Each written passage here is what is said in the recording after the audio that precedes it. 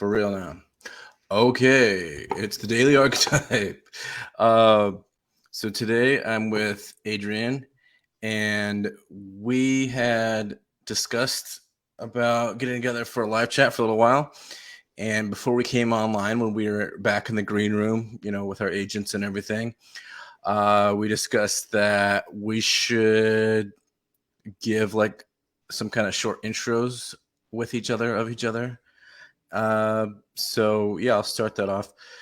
And so what kind of happened to me was I used to be a normal guy, I guess, a couple years ago. Before I kind of got into the whole psychology for fun / archetypes are cool and everything else that I'm sort of in now in this group. And I guess it was sort of what I found, I'm reading a book right now, Enlightenment Now by Steven Pinker, which is very scientific book as far as how our human progress is going. And overall, it's going well. But we're doing all right. We're doing all right. We're doing all right in the world. But one point he made in that book was how, especially over the past couple hundred years, or at least since we've been able to measure IQ has been rapidly increasing on the average. And one reason that they decided that that's happening is because overall people in general, even regardless of their schooling, just in day-to-day life and reading subway signs or whatever else, our minds are making us think more categorically rather than just this bad, this good. Abstraction. Yeah. So and one of the things that I guess you would right. And so one of the things that are sort of thoughts that maybe it's one of my, I don't know, mottos is that, like, if you want to make somebody stay ignorant, make them think in terms of group identity rather than values. So if you just think about it, even for a second, you make somebody think in terms of this idea or this thing or what this person says matches my group identity, so thumbs up, I love it, no matter what it is. And then it's just confirmation bias, you don't learn anything. And on the other hand, somebody, regardless of what they're saying, it's like, should I listen to what that person's saying?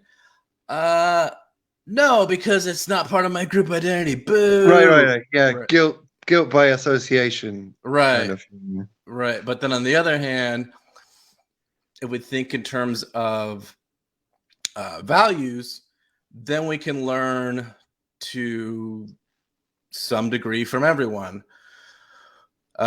regardless of group and everything else. And so the last couple of years I've been trying to do that because, one of the things that I kind of found as I was kind of going through a lot of,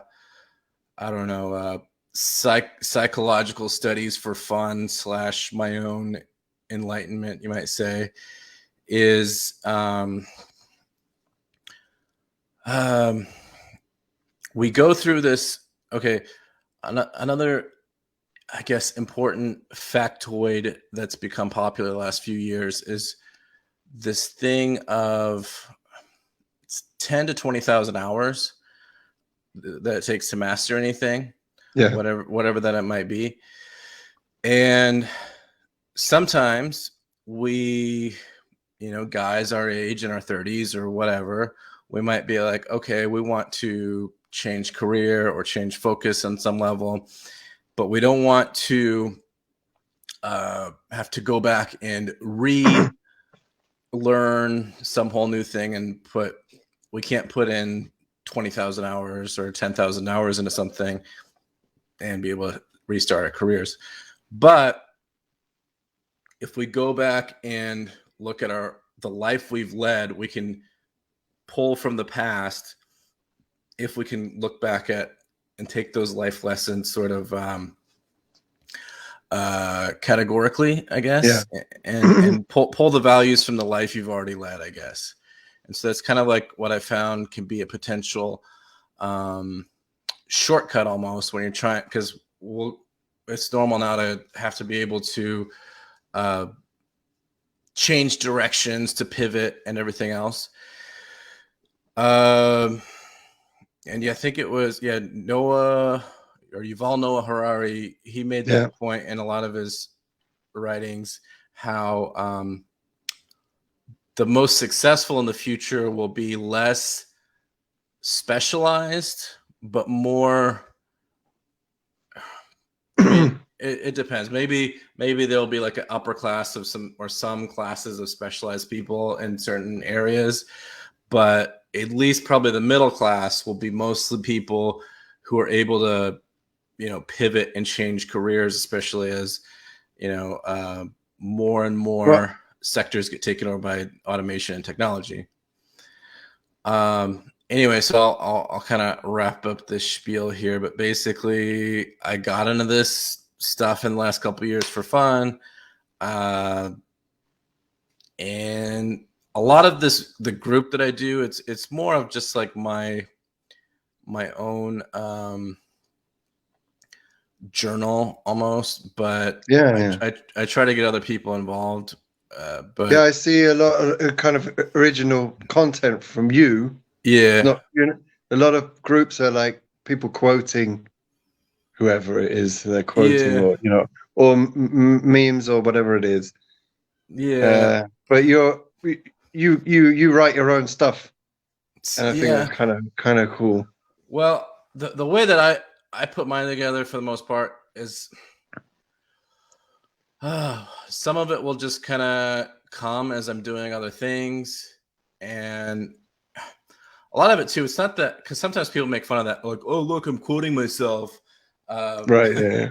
But I think it's important, even on like silly little things almost, to try to come up with some original thoughts and original ideas, because otherwise we're just kind of like these meme slaves, and not just literally memes, but the way that it's talked about in there's a funny thing I've noticed. The funny thing I've noticed from being in, we're in several of the same groups. Yeah. And I see that with a lot of people are in the same groups that I'm in. Yeah. So there's, I don't know. There's a Jordan Peterson dream interpretation group. Are you in that one? Yeah. Which I'm not active in that one, but that was one of the first kind of niche groups I got into. And then there's a couple of young ones we're both in. Yeah, I got kicked out of another one of them. There's one called Comically Enlightened. Yeah, both in, right? That's a big one that you just kind of post funny ideas sometimes. I've had some I've posted in there some original thoughts which I didn't know where to put. That's like there was one. I don't know if you saw. There was one where, for some reason, I was thinking about disgust, or maybe I was writing. I've been thinking about it because I've written about disgust. What is disgust? Okay. And in the Frog Prince story, the princess is disgusted by the frog, right? It's an animus integration story, right? Anyway, so I thought about that, and then I thought something came up, and I wondered what semen tasted like. I remember. Right. You roll your eyes, right? Because it's disgusting, right? Taste semen, but then I thought, well, is it taste about the same thing as smell, though? So if you smelled it, you should know what the taste is. Well, but then I googled it, right? I googled it. Okay. What does semen taste like? And I thought, why am I googling semen? I could produce my own semen and taste it. Right. So this is what I posted in it in the Comically Enlightened group. Yeah, the group. enlightenment group. Okay. Like, why not do your own? You should do your own research, and that's a life lesson, right? That experience is worth. Did you do No, it? I didn't. I can't do it. Just a thought. Right. So anyway, but yeah. So now you got me posted thinking in about there, that. and then women were commenting and telling the world what it tastes like. And okay. stuff like this, and depends what you eat and all this kind of stuff. And then a bunch of men were giving, which is also, it was these things are quite instructive, even if it's about semen, because people give their opinions, and then I would challenge them, have you actually tasted it? And they would say no. So kind of like, you know what I mean, backs up the point that people have opinions without doing the research. Yeah, it's interesting though that that's like, you can't really Google that. Like, you tried to Google it to get like a description, but that's kind of the world where we can get information and we can get images, but we can't get taste and smell. So we can get like 3 of the 5 senses. Right, you can't. Maybe one day there'll be like what, smell-o-vision or taste-o-net, and we'll be able to Google like what does this taste like, and then somehow, well, that's like what they did on the that was Enterprise. also my point. That was my point. You can't ask what does an orange taste like. You can't ask that on the internet. You have to experience it. Yeah. And I see that a lot. People go on the internet to have an emotional reaction to something, whether it's good if they see a cat, or bad if they see a story about killing cats, some dead cat, whatever, and then they're outraged about that, and that gives them their emotional kick of feeling like they're alive, right? Yeah. So a lot of internet discourse is that kind of emotional need we have to find meaning in our lives by picking a fight with a random person, or feeling empathy with someone or something. But it's very abstracted. You know what I mean? What I think that kind of goes into is the whole idea that, okay, again, this book I'm just finishing, Enlightenment Now, it kind of gives a lot of the scientific why the world is the way that it is. Do you like the book though? Is it? I do. Enjoying it. I do more than I thought I would, just because a lot of times I get kind of bored with the more scientific books. A lot of the scientific books, like, I appreciate the research and the data and all that stuff, but the thing about that kind of stuff in books is it just kind of seems like they could say, the thing about stats and research and data and all those things is, you can stretch it any different way. You could say, here's my point and here's 10 graphs to prove it, which may be true, but at the same time you're writing a book, so you could extrapolate data 10 different ways. And not that that's, I don't appreciate science, because the archetypes, and if we talk about archetypes, you talk about Jung, and then you talk about astrology, which Jung is interested in, because it reflects the collective unconscious. Whether or not the stars mean anything is another question, but it reflects the archetypes of the collective unconscious, and that's completely anti-science, so to speak, right? And this is the problem that people have with Jung, and they say he's just a quack. It's just his opinion, and he's a kind of cult leader or whatever. And he always argues back, I'm an empiricist. Yeah. These are all experiences that I've had. Right. Like, I've tasted the orange. Well, and it's let's say. the key is, I don't know if you ever use this terminology. Ian McGilchrist more so does, but it's Yeah. intersubjective experience, which is important. Mm-hmm. So, in other words, the science world, really wants things to be objective, but there's a very limited amount of things that are objective, and then a lot of the times the things that you think are objectively observable end up being wrong or used for the wrong reasons or in the wrong way or whatever. So that's objective. And then, of course, the tricky thing about the subjective world is anything can be subjective, and you can say, look, I'm experiencing whatever, and that's just your thing. On the other hand, intersubjective experience is really where it's at, which is kind of like if two people look at a beautiful work of art, and one person looks at it and says it looks like crap, and the other person looks at it and goes like, no, it's beautiful, then whatever, two different experiences. But if two people look at a work of art and be like, oh my God, and it kind of like touches their heart and soul and mind and whatever else, then they've had an intersubjective experience together. But it's probably more. But it can also be intersubjective if they argue about it, no? Well,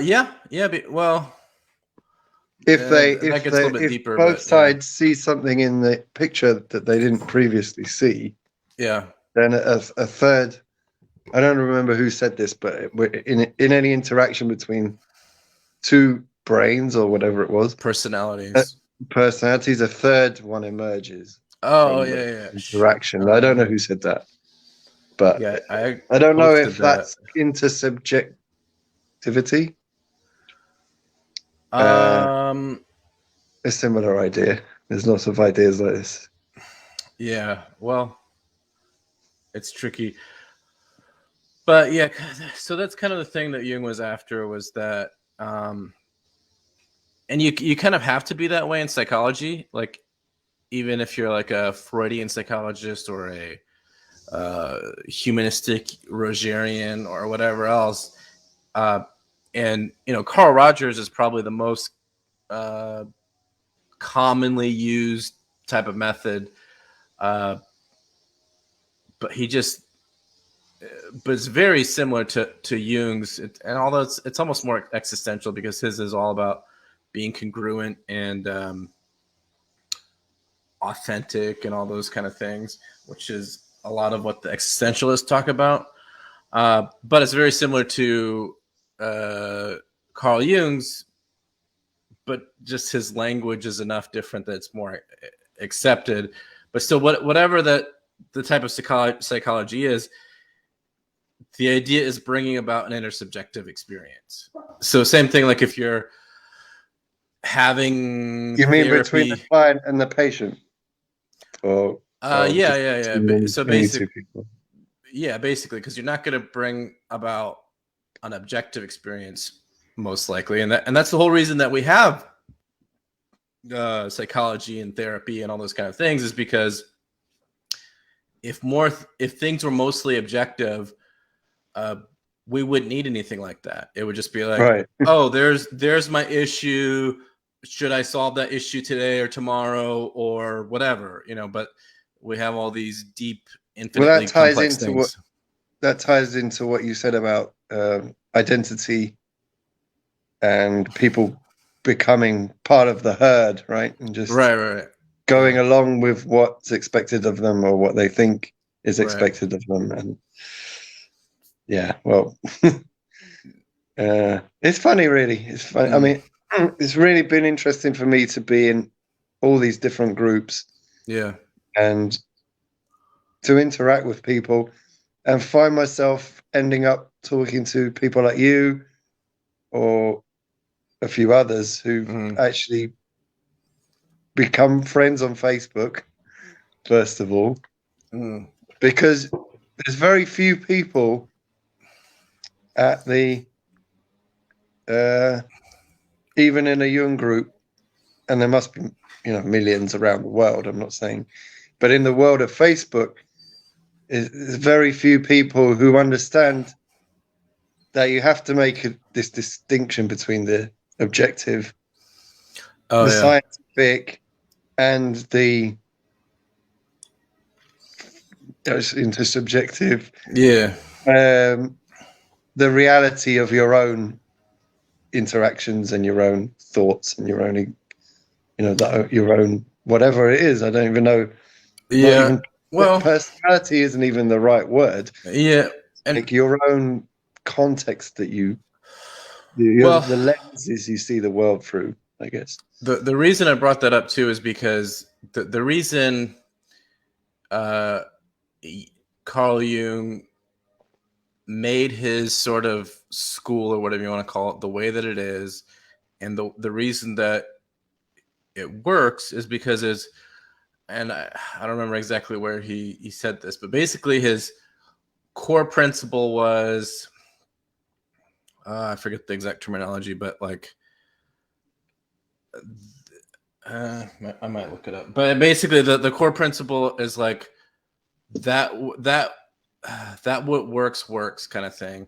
In other words, like if you're Yeah, well, having, he's an empiricist. yeah, well, because but and that's what he's saying. He's an empiricist, but in the fact that like if you have some weird fantasy, however that it might be, some weird fantasy or whatever it might be, um including, like you mentioned, astrology or some of these other, mystical things, and he tried to somewhat weave together commonalities between all religions and how that they work.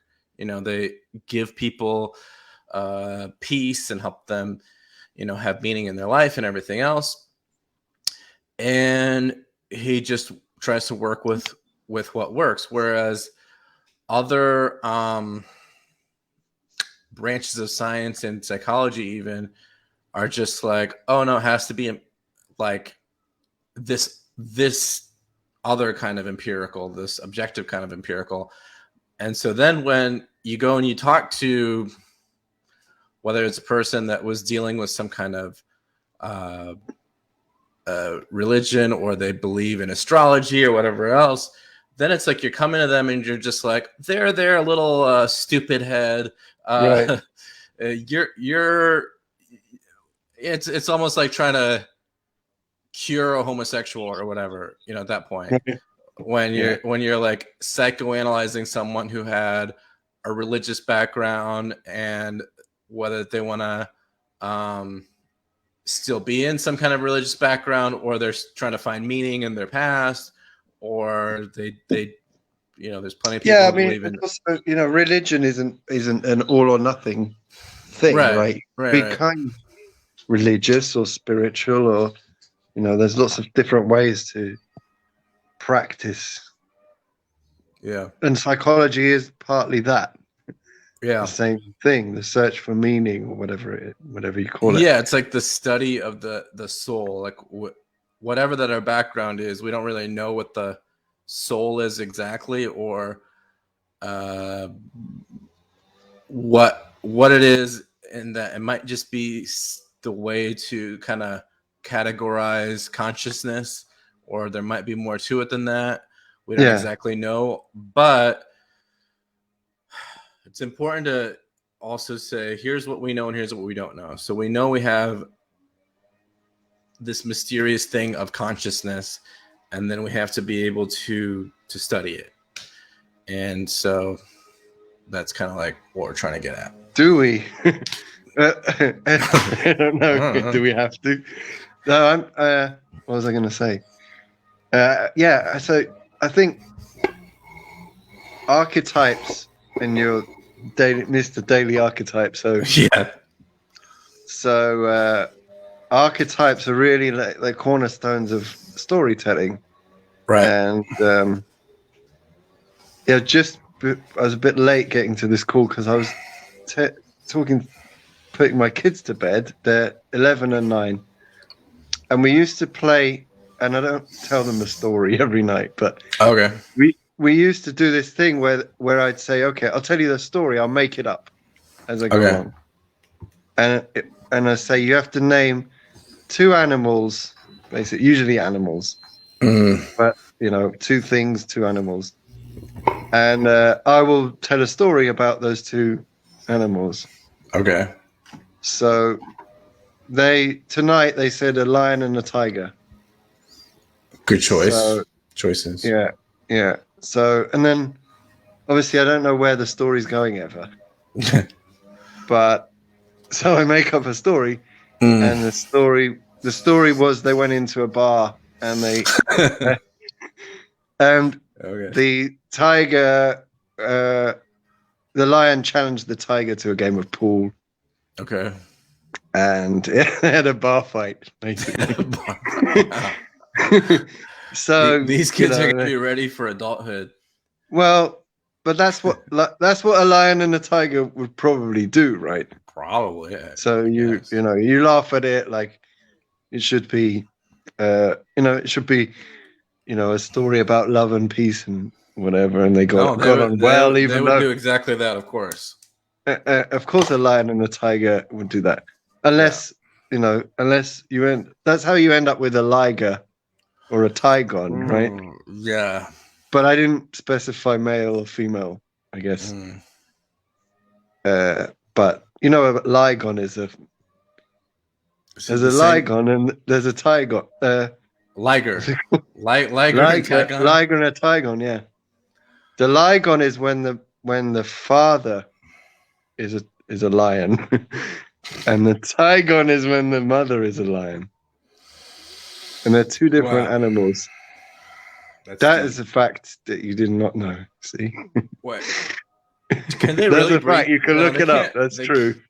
But it's only mythological though. No, this is true.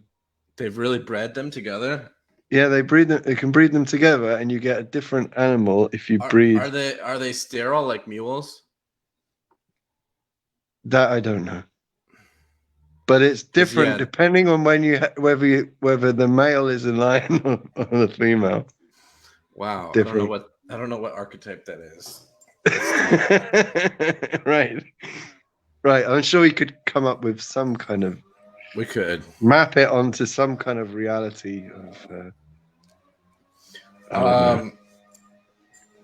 So anyway, so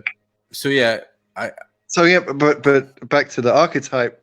My kids will say, the spider and the fox, or the mole and the giraffe, and I have to come up with a story. But obviously, I use the attributes of the animals, whether they're kind of angry animals or docile, or but obviously it's difficult when they come up with giraffe and the mole. But the mole went on holiday and climbed up the tree, but couldn't get back down again, and the giraffe helped the mole down. Wow, that's a good giraffe. Wow. Yeah, so that's beautiful. And then that's an important story. Don't climb up the tree if you don't know how to get down. Whatever, I don't know. And unless you have a good giraffe friend. Yeah, right. He was lucky because the giraffe came along at just the right moment. It's just like our beautiful world and all of our diversity. Right, but the point is that my kids would tell me two animals, and I have to improvise and create a story, right? And that story is somehow archetypical, right, in some way. Oh, I mean, it is because the tricky thing there's always a struggle or a competition. Yeah, the tricky thing these are primitive stories. It's not like the ring. Sometimes archetypes are tricky for. Should we do this? No. Hold on, not this one. But archetypes are a little tricky because they so there's a lot of definition. There's a lot of definition issues with them. The ones that stick are the good ones. Yeah. Well, yeah, and sometimes people act like there's simply and only like one definition that might come out of a Jungian definition or some other definition.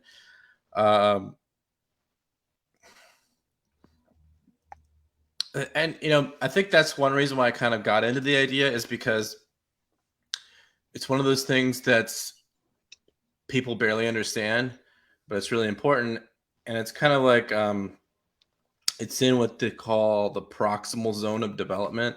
Hmm. In other words, it's I don't know like, what that is. oh, I don't know so I don't know if that's from Piaget or somebody else, but it's a developmental thing. But basically, just like in education, or whether that's childhood education or lifelong education or whatever, what you really want to do is, you don't want to put a, seventh grader in a calculus class, or, same thing with an adult. You don't want to like overnight put them as the CEO of a company necessarily, but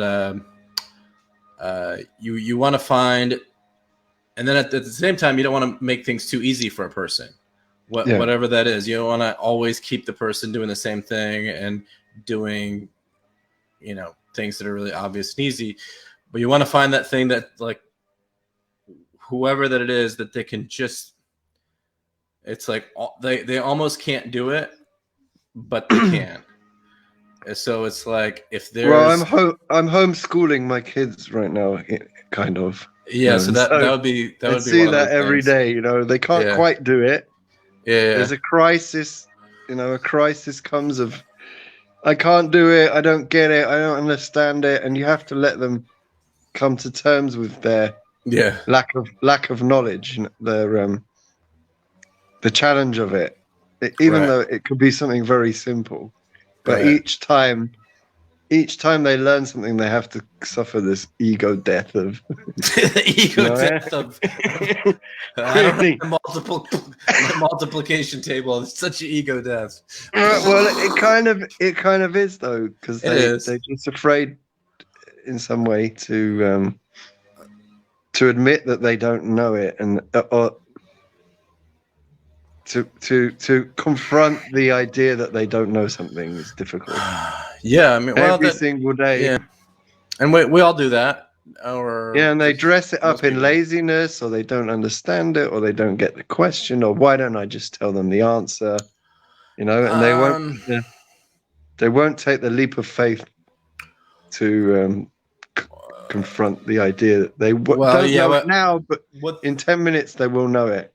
Well, what the reality always is with that stuff, just like people, I still don't believe in laziness.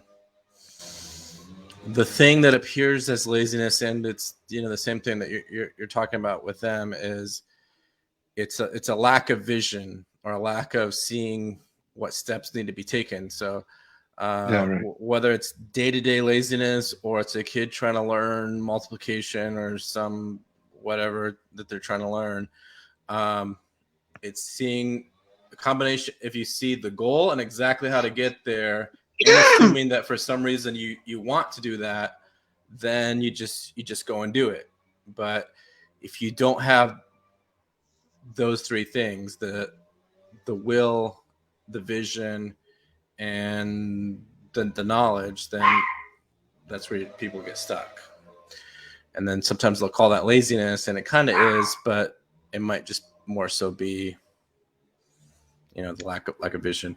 Anyway, so I kind of like, well, then, but sorry, the I don't know how we got here, because but the archetypes are events, right? Often be like a symbolizing change, and that's those are those kind of processes that we can't really put our fingers on, because when you're in the middle of it, you feel despair or fear or whatever. But the actual transformation you go through, which would be like the phoenix or something like this, sorry, is archetypal, the actual process that you go through. And so that's an interesting thing about archetypes, I think, that people don't necessarily understand, is that they're events that happen to you, or psychological processes that you don't necessarily you're not conscious of them at the time, but then when you see it in a film or in a book or whatever, you recognize it as like, oh yeah, I know that, but you can't put your finger on the lived experience that you've had. Yeah. That demonstrates that. But you understand it, you get it, but you don't fully appreciate it. You understand the archetype, you don't understand the lived experience. I think the most common archetype, and sometimes it's overlooked even as much as we know it, is the archetype of the hero. But the reason isn't just obvious, but it's because the process of becoming a hero, and I heard this last night on one of my what is it, Joseph Campbell books that I was listening. Well, when I was listening to it, because it's like in a boring part, and I'm trying to fall asleep to it. But like a very unheroic part of it. But yeah, it's weird because it's the anthology, which is like, I think 4 20-hour books, and I'm almost done with it. Anyway, he's talking about the process of the hero is really the process of becoming an independent thinker, and so, or just someone who thinks independently rather than part of the group, or in group categories, or part of the herd. And our whole lives, to some degree, we go through those transformations and those heroic things and those heroic moments. And that's why that's the most, and that's probably the one. But the journey is the destination. That's the whole point of it. Really. Yeah, well, because it's the narrative. It's about a transformation, and it's about the transformation. The transformation is endless, because even if you go through the whole hero's journey, you're already on the path to another one. There's always a sequel, right? Yeah, there's always a sequel, and if you look at our actual day-to-day lives, when sometimes we're like, oh, that was like a hero's journey that I went through in this or that thing.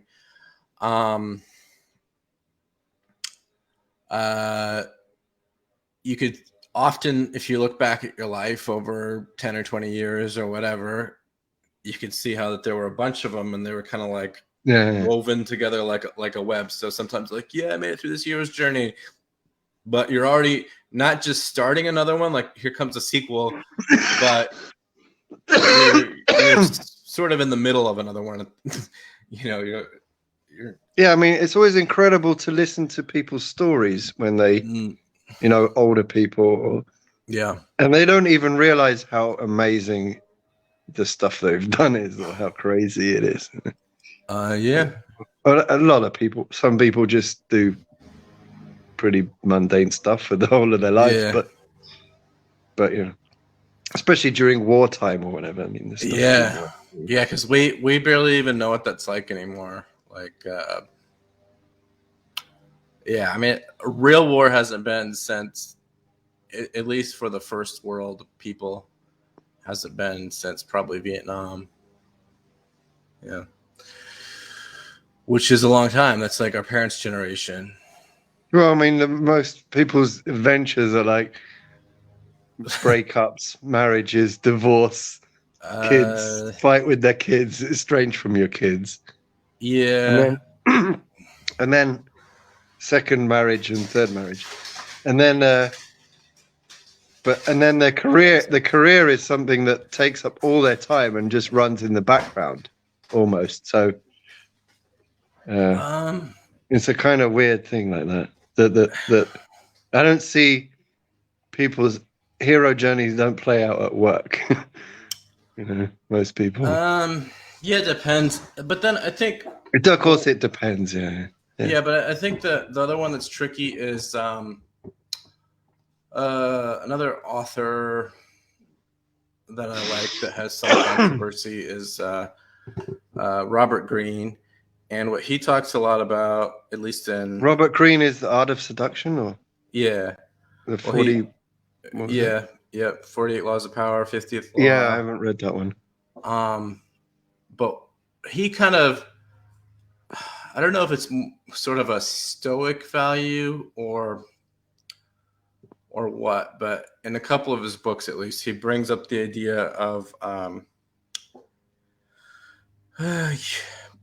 well, and Ryan Holiday talks about it a lot too, but it's the Memento Mori, the idea that, makes your life better to, come to terms with its limitations and that what death is, and that death can always happen.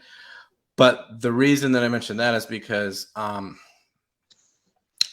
in his books, and just it's sort of self-evident, is that in our world now, we do anything and everything to avoid the reality of death.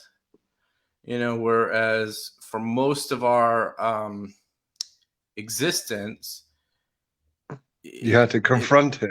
Yeah, constantly, and you didn't really have a choice. It's just like an ongoing part of life that people are always dying, and like it's normal that anybody and everybody could die anytime. It's normal for child death. It's normal for plagues. It's normal for pandemics. It's normal for you're gonna talk about the coronavirus now. Yeah, I've been thinking about this. Yeah, we can get into that, but no, there's this fear of death that people have. Is like almost universal.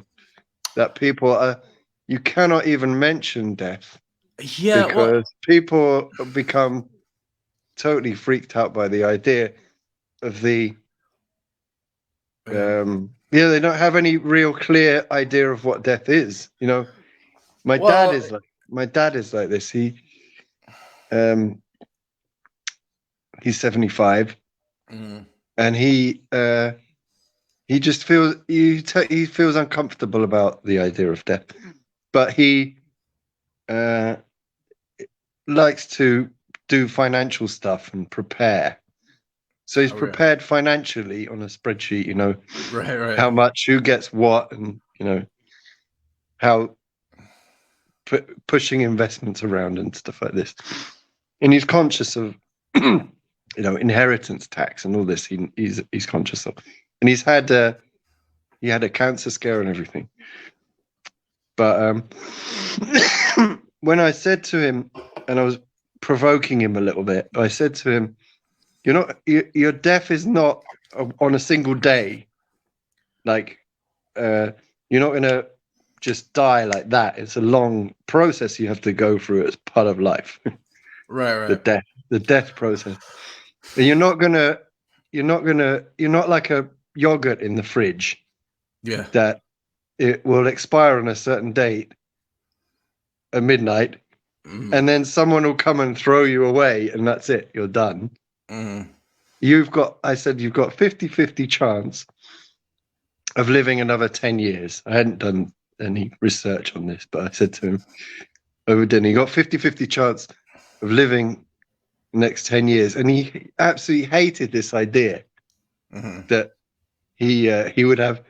And I said, look, statistically... It could be more than that. It could be 20. It could, but it's a bell curve, right? Yeah. So you could die tomorrow. Very small probability, right? But as time passes, you get, higher probability. In 10 years, you reach the peak of the bell curve. And if you go over the top of that, then you're on the way back down again, right? Sure. But and the process of dying along that way is, you take more and more medication, you become more and more sedentary, you spend more and more time in front of the TV, you can't pay attention, your quality of life deteriorates, and then finally something happens, your body gives up and the drugs stop Corona. working and you're dead. Right. And hopefully you get corona, right? Hopefully. Because that will kill you quite quickly. Whereas you could be, you could have 5 years of cancer agony. So you know what I'm saying, right? Yeah. Memento Mori, right? Yeah. I mean, is it better to die in two weeks or in 5 years? Well, people don't really think about that. What that whole philosophy is to just kind of accept whatever that it is. But I only kind of mention that because if we have a better understanding of but it's a collective thing, right? Yeah. This idea that we're going to live forever, almost by not mentioning it, that's almost what's happening. No, well, yes and no. I think what it is, it's people's relationship with the unknown. Right. I don't know if you could.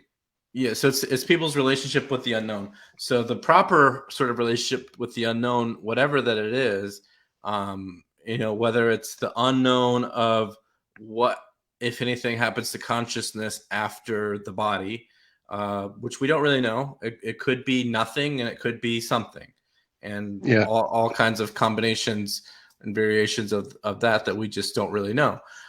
I'll come back to that because that's an interesting point. Well, right. Because do we need to know? Because it's a symbolic thing, right? An archetypal symbolic thing. Death is a symbolic thing. Someone said to me, maybe I heard it on the Radio Lab podcast, you only really die when the last person mentions your name.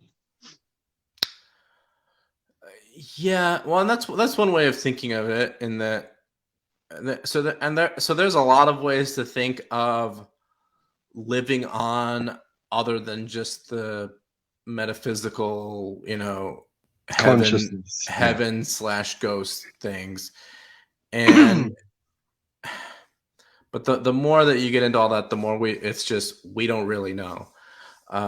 There's some possibility that we're in some kind of a dream world, or the dream world at large, or the collective unconscious. Of course we are, though, but we are. Yeah, so because we have books and movies and everything else that we've done lives on way after we're gone, and that's what you want to.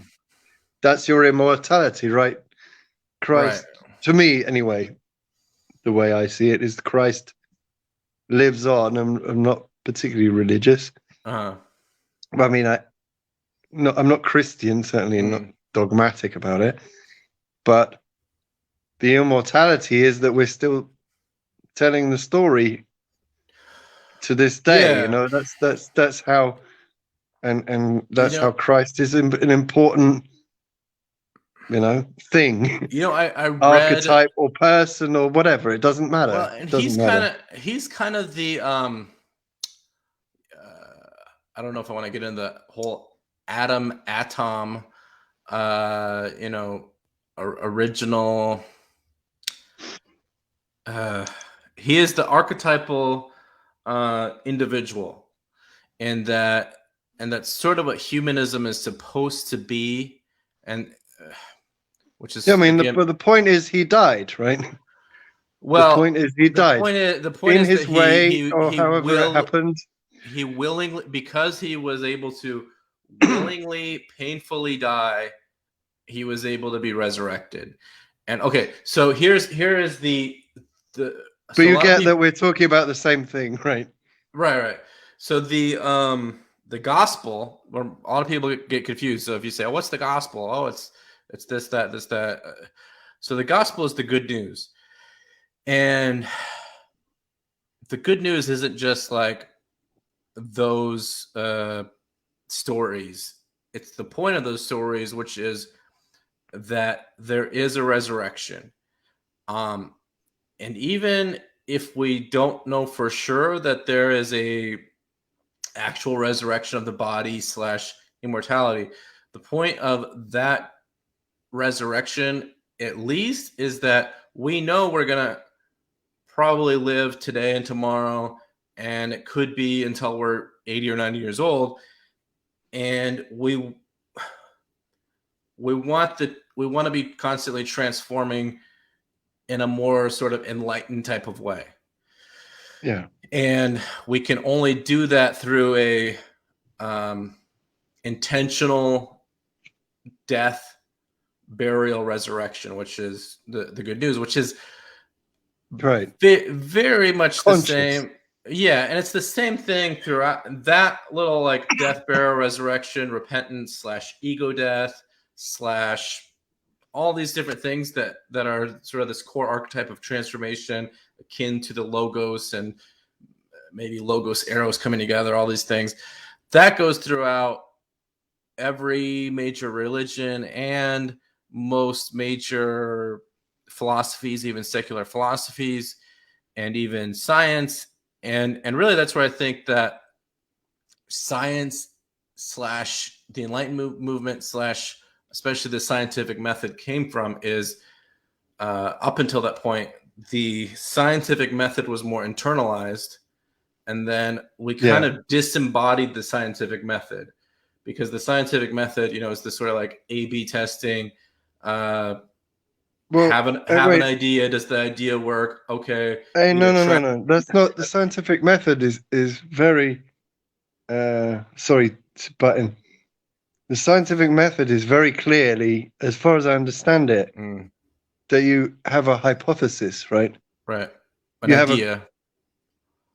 You have an idea, and then you have a hypothesis, and you split it into A and B, right? Right. You create a yes/no question, right? Because if you have more than two things, right, you can't test them against each other directly, right? So you need a yes and no, right? Like a yin and a yang, right, or whatever. You need opposites. You need two opposites. So, trying to think of a experiment. I don't know, but you would have an. Well, I mean, like, you, okay. I mean, you like, could. It's like does water boil at whatever it is, 212 degrees or whatever? You say what temperature does water boil at? And you could say, is it this temperature? Yes or no?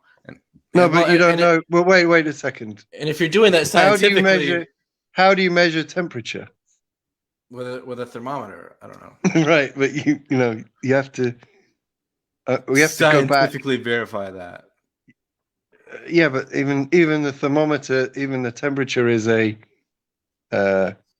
abstract concept. But by the time we get to it, because actually, the Celsius scale, let's say, I don't know where Fahrenheit comes from. Celsius is idiots. Celsius is, well, Mr. Fahrenheit, I guess. Celsius is 0 degrees Celsius is the freezing point of water, right? And 100 and 100 is the boiling point.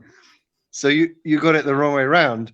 You don't measure like the temperature of water when it boils. You adjust everything else to the temperature of water when it boils. Well,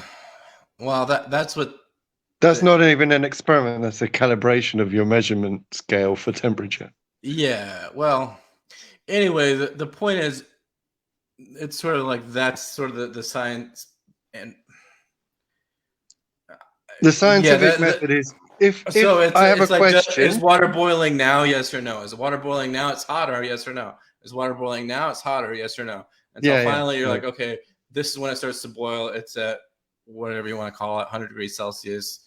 200 whatever Fahrenheit. Yeah, I mean, does water boil at 102 degrees Celsius? Yes. Yes or no? Right. Or when does it start to boil? Yes or no? And then.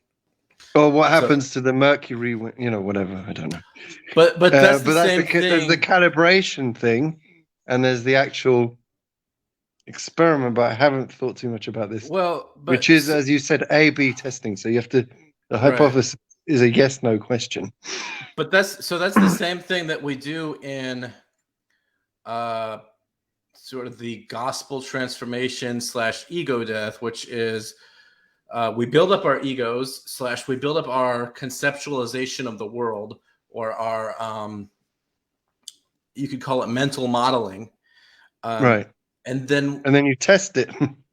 yeah, See if it breaks. well, even if we're doing it unconsciously, life is testing it, and then sometimes life will destroy it. And then if we are bad at transforming / internal scientists, you could almost call it, then we're like, oh, I'm gonna go do that same exact thing, and get right. and you say, oh, I was unlucky that time. Yeah, or I mean, that's kind of the thing that the communist type people do is like, oh, all the communists in the past did it wrong. I'm gonna do it right. I've got a better idea. So yeah, but they're not using scientific method to formulate their. They're not using actual experiences of what happens. Yeah, although they probably tell you like, oh yeah, it's like, oh, they did the science wrong of their social engineering that they want to do. That if they only did it this way, we would be in utopia or whatever it is that they're getting at. Well, but this is the thing: you have to do something in order to be innovative. You have to do something new, right? You have to do something no one's ever done. Right. Otherwise, you're not innovating. If you're taking the model of something that works in a previous scenario, then there will be always changing factors and changing context and variations that will mean that that method will not work in that situation, right? So you can, as an individual, you can say, oh yeah, look, such and such lived their life so well and did it so well. But you don't actually see the psychological nuts and bolts and the actual process they went through to get there, right? You say that's some musician is great, whoever it is, I don't know, Mozart. You don't see how, or not, maybe not Mozart, but someone who struggled for their craft. I don't know. Let's say Chris Martin from Coldplay. Let's say. Okay, I don't know about right Coldplay, because no one likes Coldplay, right? They're easy to make fun of. But easy to make fun of. But obviously that guy spent a lot of hours in front of the piano, writing the songs, getting a band together, going through a whole hero journey, only to be dismissed by people like you and me who say like, yeah Coldplay, it's cheap crap. Anti-hero. But he's still a hero. Somebody's, I guess somebody's always somebody's hero and somebody's villain. But it doesn't matter. Why should he be your enemy? That's a projection to say that Coldplay. Oh, right. Coldplay are the worst music ever made. It's not true. I guess it's just an easy enemy. If you need an enemy, then scapegoat Coldplay. Coldplay, not because it really matters, but because it's one of those provocative things. Because there's going to be one Coldplay person that's out there that's like, you loser, you don't know, Coldplay's great. Yeah, but there aren't any Coldplay. I've never seen anyone stick up for Coldplay ever. And no one has said, oh yeah, I've said people say, yeah, I like Coldplay. Maybe not in Europe. And then I've heard people say, yeah, but I don't like Coldplay. Coldplay are shit. And the people who like Coldplay are like, whatever, I don't care. I like Coldplay because that's what Coldplay are all about. Harmless. kind of, you know what I mean? But they get so much flack just for being harmless. Anyway, that's a tangent a little bit, but a little tangent, a Coldplay tangent. But there's still Coldplay. Chris Martin still went down a hero journey to make that first album and all that stuff. If you watch the documentary film of Coldplay, the story of Coldplay, you'll be like, wow, this is an amazing story. But it's just they worked really hard. Every album gets made. Right. I mean, we're quick to dismiss the heroes that we don't approve of, because they make shit music. Right. I mean, that's the thing with like political people, like, oh, Trump's a loser, Obama's a loser, whoever else. It's just easy to be like, this person on not my side is a loser, even though either side, Obama, Clinton, Trump, they did go through their heroic journeys in their own weird ways, you know, because I mean, it's not like there's going to be whatever you believe that Christ is or was. Yeah, right. Let's get back to Christ. well, I'm just saying. Well, that's kind of like the archetypal primary hero's journey. But even if you wanted to put it in more today's terminology of like superheroes, they're fictional, and you know, whether you believe in Christ as a reality or not, it's something of a metaphysical reality, which means that human beings can be heroic, and they might have their heroic things in overcoming and getting to their whatever thing. It would be a mundane story if he just, that the pregnant lady who's going to be, if he just forgave a few people and, he was just, kind to people. Okay, he had a bit of a ruckus in the temple with the, was it tax money changers, tax collectors and stuff like that. And then, but it's what he's really remembered for is the walking on water. Oh yeah, the miracles. Obviously, life of the party turns water into wine. Life of the party. What's up, guys? Remember that wedding where that guy came and turned the water into wine, man? That was amazing. Yeah. That's what you're going to be remembered for, isn't it? Although, we don't really know because we weren't there, but it's okay.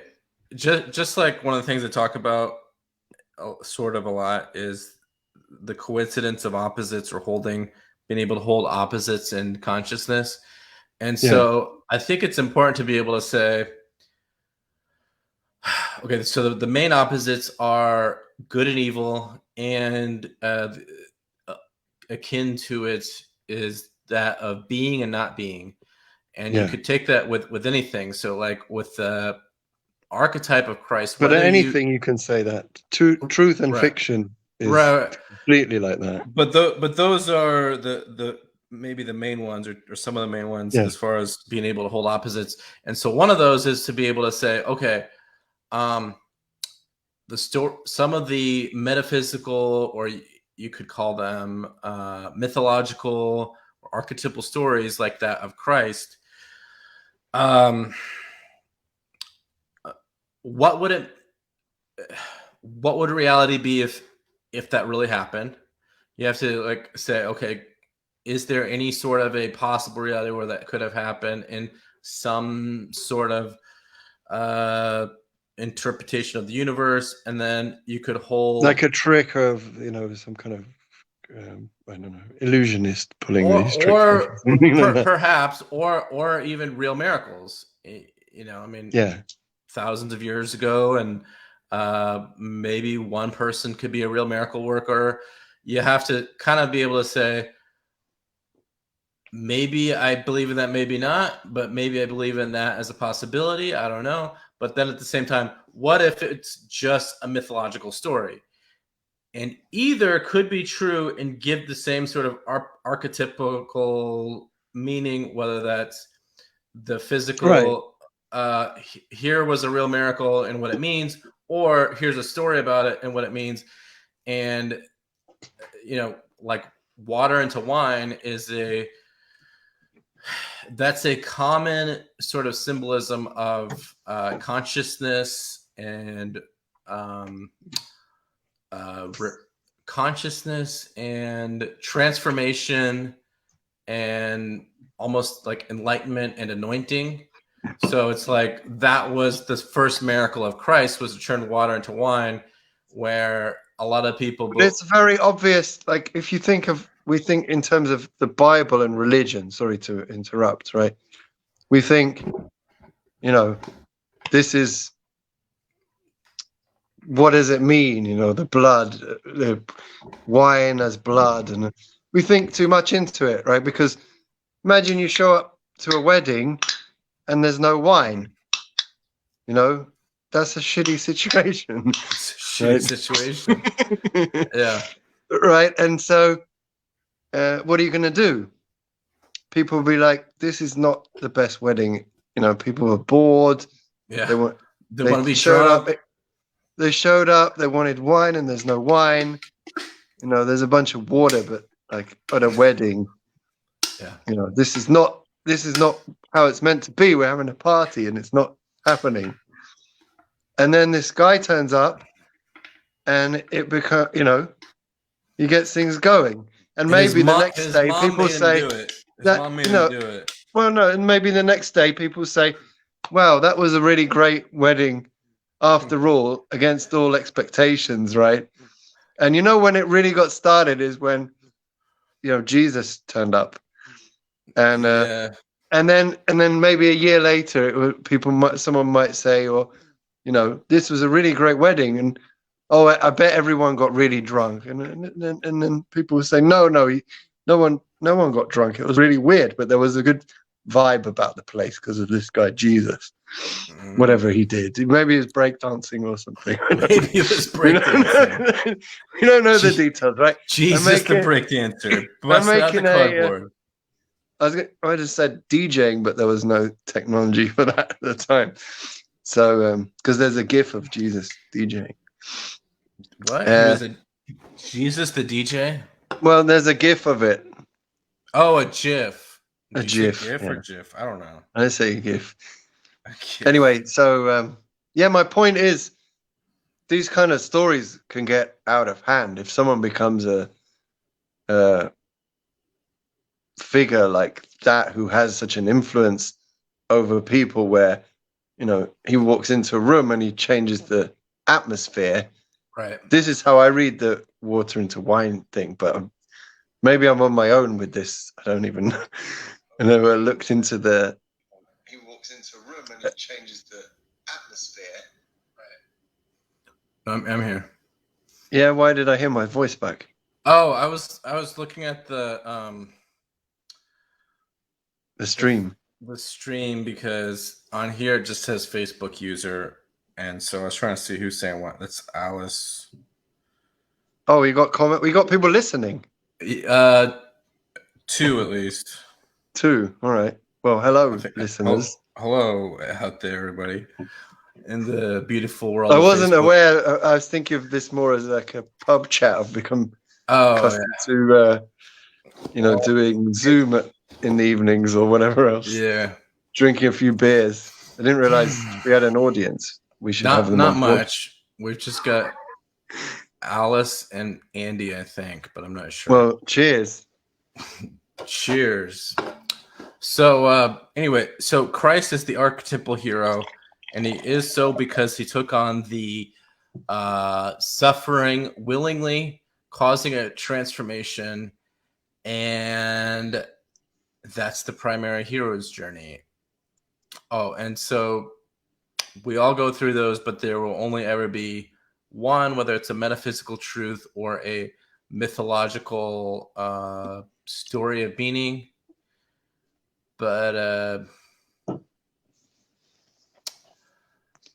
yeah, and that goes through all religions and primary philosophies. Oh, but the whole reason we went on the scientific method thing, is because we're supposed to do that in our personal transformation, at least of consciousness, and that we build up our mental models, and they get destroyed because they don't work, and then we can either rebuild the same exact ones, like, you know, people who kind of, they're Peter Pans, they never grow up, or run a new experiment, right? Yeah. Well, yeah. So the right thing to do is to sort of give up your old mental model and try a new one, which is sort of like another A/B test. It's like, or a scientific method of like, oh, that model of how I thought the world works and my way to act in it didn't work. So, you know, just like when you're going through, does water boil at 50 degrees? After that, you learn water does not boil at 50 degrees or 60, 70 degrees, you kind of kill that idea. Yeah. It's almost like an ego death in a way, except the ego isn't an ego. The ego is the idea that water could boil at any other degree below when it starts to boil. Yeah.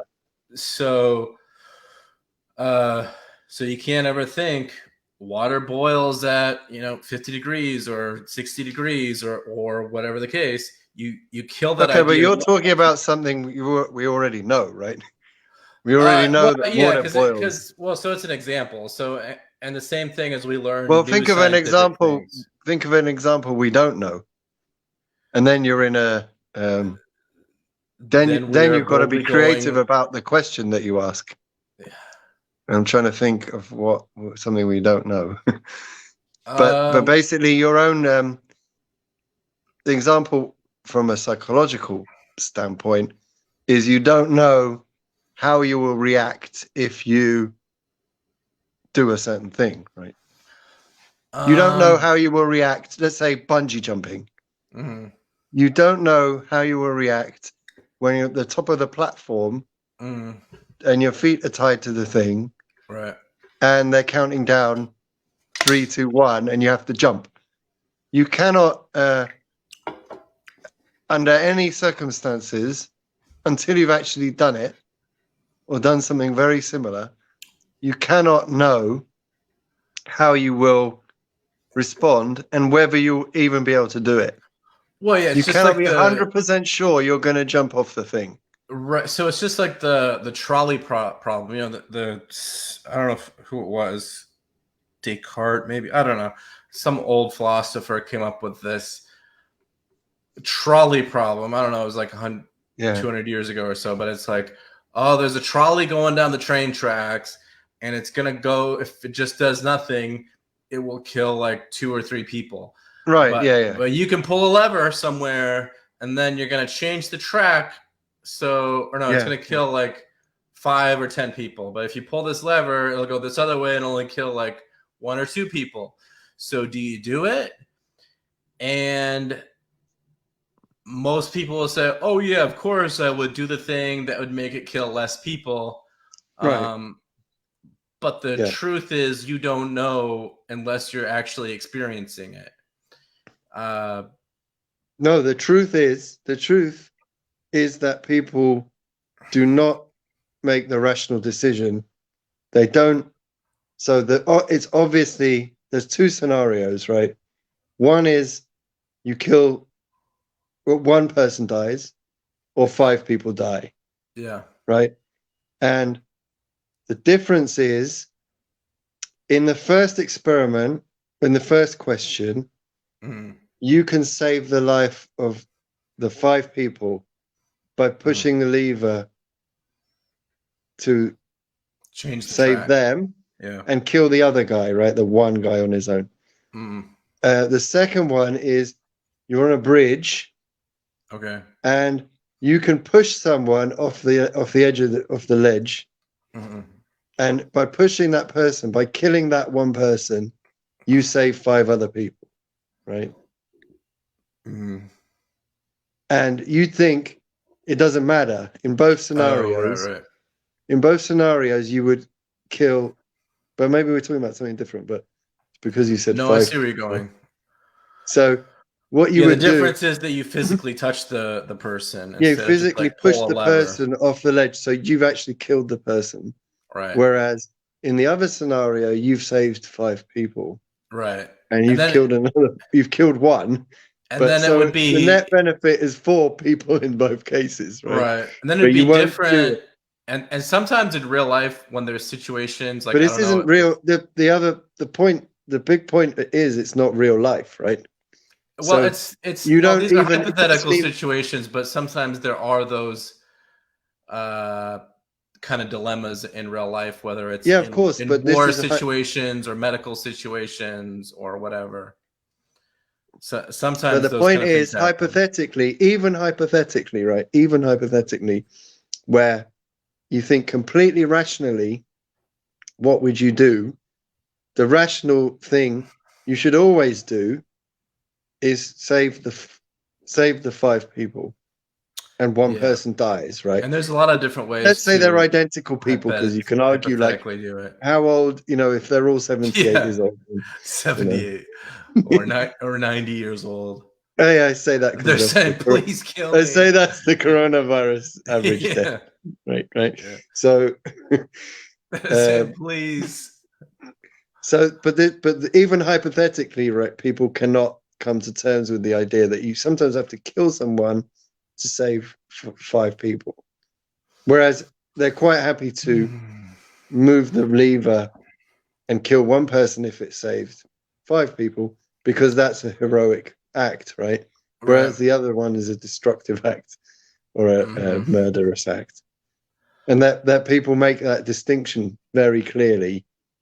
And it's a kind of abdication of responsibility, right? For rational thought.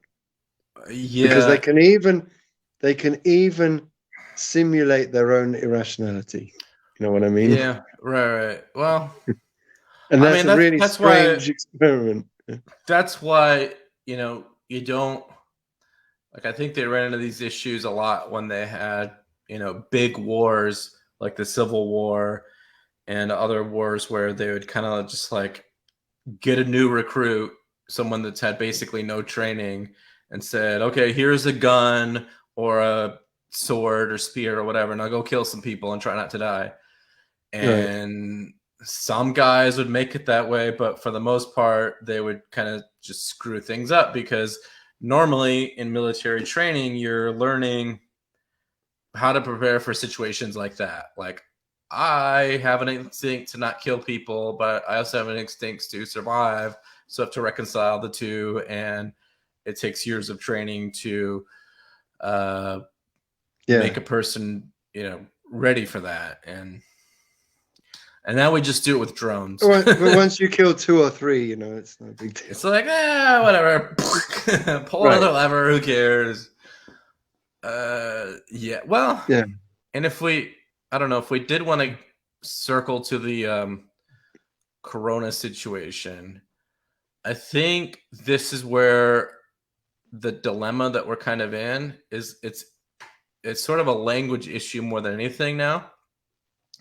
Well, it's a language issue and it's a responsibility issue. Like, I think, what was it? Joe Biden, he was on saying that it's funny because sort of without thinking, Trump a couple weeks ago said, hey, I'm the boss. Whatever I need to do to make it happen, it's going to be my decision when the states open up for business again. And then he got in trouble for that. Like, everybody's like, oh no, he can't do that. The Constitution, whatever. And I didn't vote for him, but he just kind of like said that, like, a general sort of, the president has a certain amount of power. And even if he doesn't constitutionally have power, the tricky thing now is that power is economic more than anything. So even if he can't say, I legally bind you states, whatever that it is, Texas, Alabama, California, whatever, you have to do this.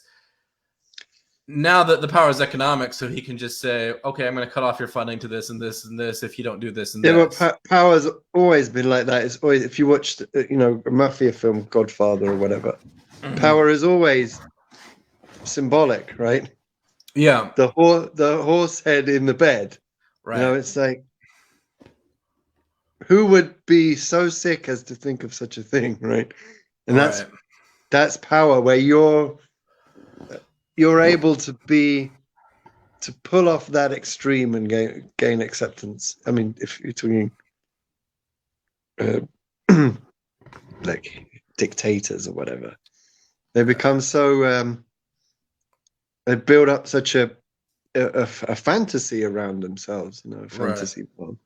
Well, that and then that they can pull off these mafia type, economic deals where they can threaten someone, right, and or a state, and they will toe the line, and it's all a game of manipulating people's fears and emotions and trust. And Well, it is Whether they that, take but I the mean, threat seriously. and the government, it's not exactly the mafia. So yeah, there's this sort of narrative, and there's that, but there is also just the practical, who has I mean, what is the authority. mafia comparison is those guys never actually killed anyone, right? He's got someone else to do it. Right. The cat's paw, they call it. They Yeah. use someone else. But anyway, the reason that I mention that is because, so on one hand he's saying, "Oh, I have all the power, so I'm going to do this," and then the press and everybody or all these other people are like, he can't do that. But then and right after that he said, "But I'm going to figure it out. Like, I'm not necessarily saying this is what I'm doing. I'm going to like flex my presidential authority, but Right, exactly. potentially I could." And he got trouble for saying that, but then he said, "I'm going to figure it out because I got to make these decisions with the doctors and scientists and everything else." And so then when he actually did that, about a week later or so, people are surprised. what he actually did is he said, "Here's some plans that we think will work best as far as like phase 1, 2, 3, 4, or whatever it is. Yeah. But we're leaving that decision up to the states." And then he gets in trouble for that, at least with certain media. And Joe Biden is like, "Oh, he just punted. He didn't want to make the decision, so he just punted to the states." Right. So it's like he can't win no matter what. It's like, oh, you're Well, wrong that's the either way. nature of the job, right? That you can't win. Yeah. So that's why he has to play the game of, threaten this, then back down, and then say, "I told you so." Yeah. And but Well, yeah, I mean, Trump is a complete anti-politician. So right. whether you like him or not, he's really, if we're going to talk archetypes, totally trickster. Yeah, for sure. So, or the troll. I don't know if that's an archetype. But maybe he's totally, he's a trickster troll. Someone you can't take completely seriously, but at the same time, he has. But there's a lot of predictability in that, which is really his appeal. Again, I didn't vote for him, but the appeal, man, I would forgive you if you did. It'd be like, yeah. Well, sometimes I kind of feel like I have to say that because otherwise somebody's like, "Trump supporter, let's boycott that guy," or whatever. But this is what you said at the very start about identity. Yeah, and like guilt by association that you voted for Trump. Therefore, I dismiss everything you said in the last hour and 20 minutes. I'm dismissing it all. It's all bullshit. It's all garbage because maybe you're a Trump supporter in some way.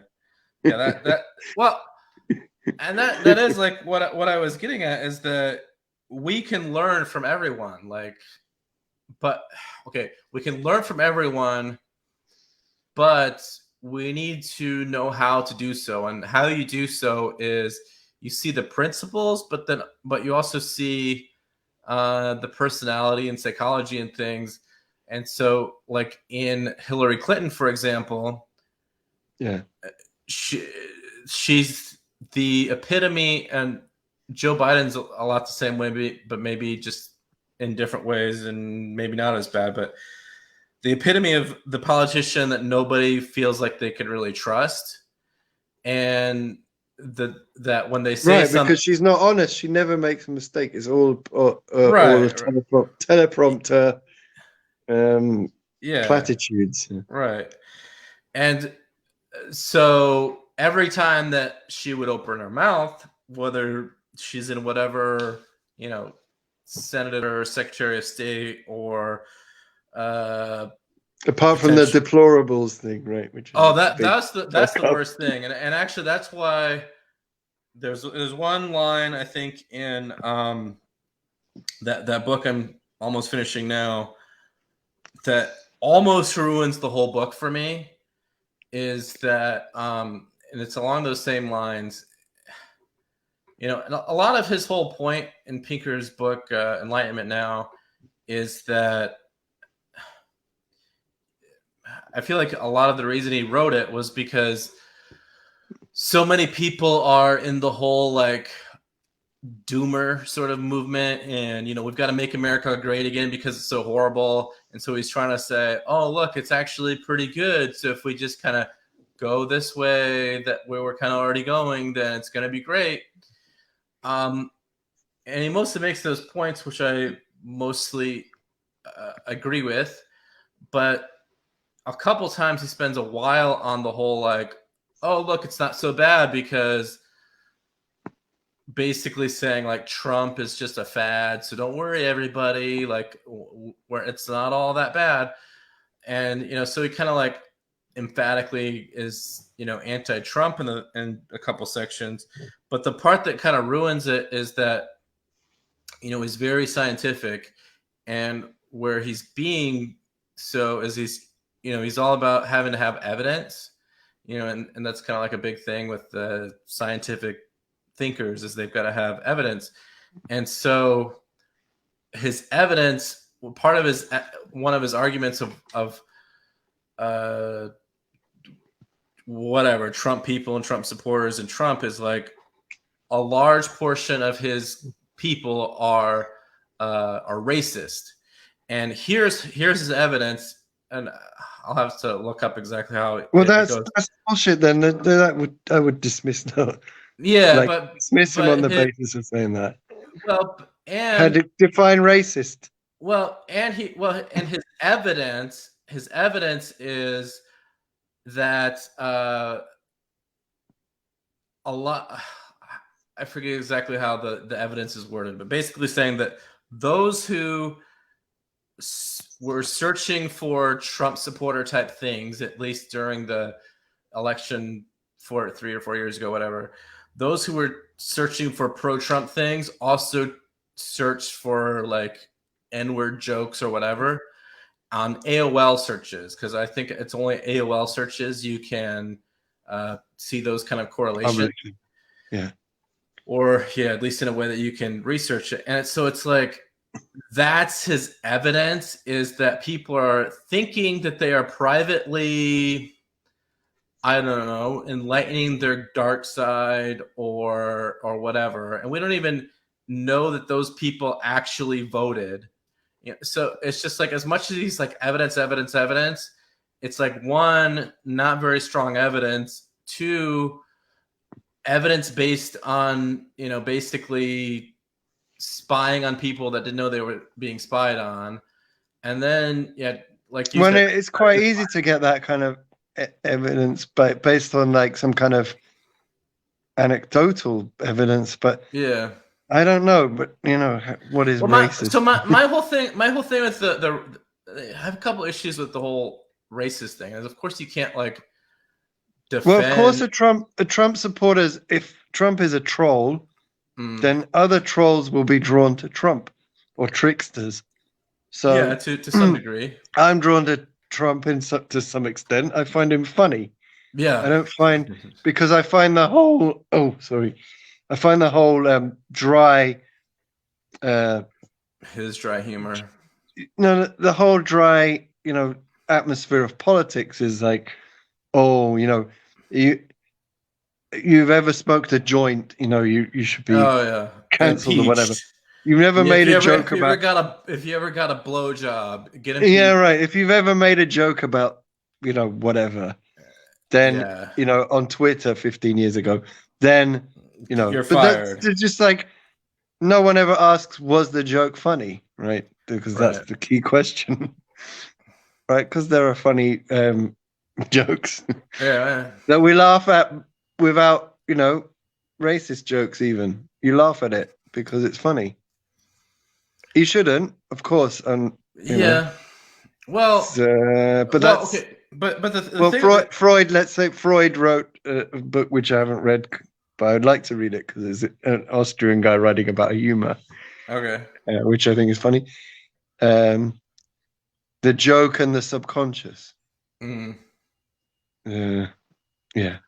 Probably So that has to do with the taboo and that, and that's yeah, kind of like why we laugh at things.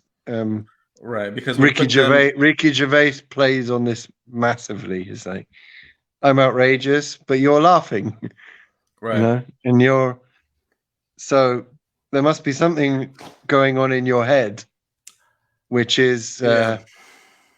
which you're not really comfortable with. Otherwise, you wouldn't be laughing.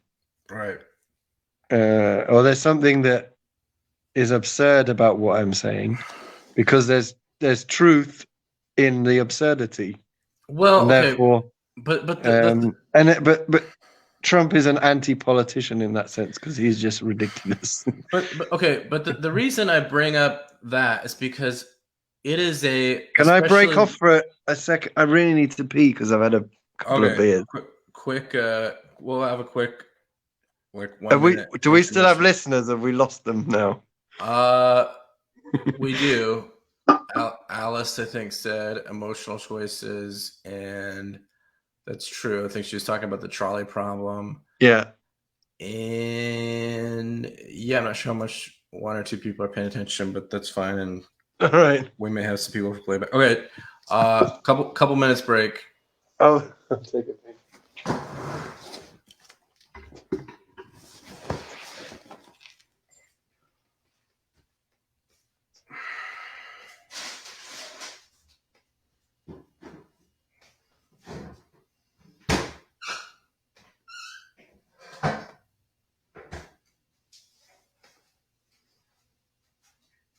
Oh, baby.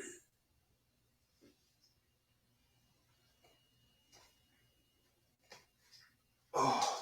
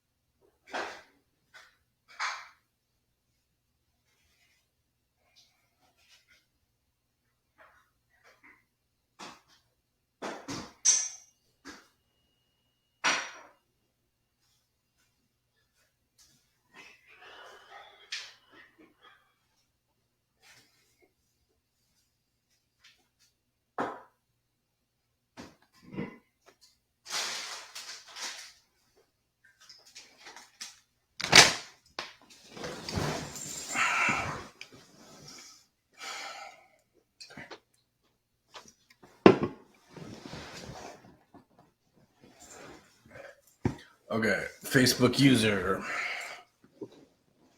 I'm Facebook user. Oh. Oh, you don't know? Is someone commented and you don't know who it is? Yeah, I have to check. Is it? Because it doesn't show here. It'll show on Facebook.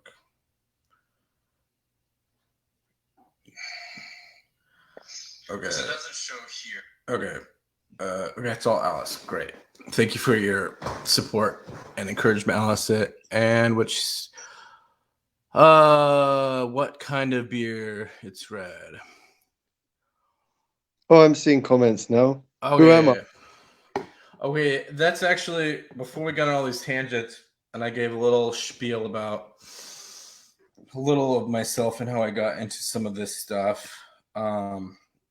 I was gonna try to ask you to do the same thing, so maybe you can do that, and then we might get back on some of this current event stuff.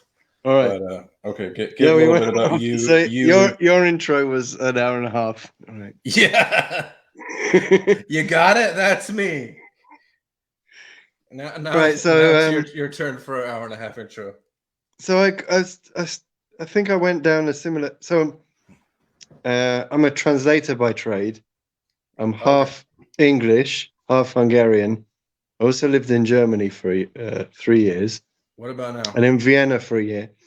So I speak 3 languages, which kind of informed me. And I grew up living in England, in London, but also spending summers in Hungary. Are you in Hungary which now? I really enjoyed. 2 completely different cultures. It was communist, socialist in those days when I was a kid.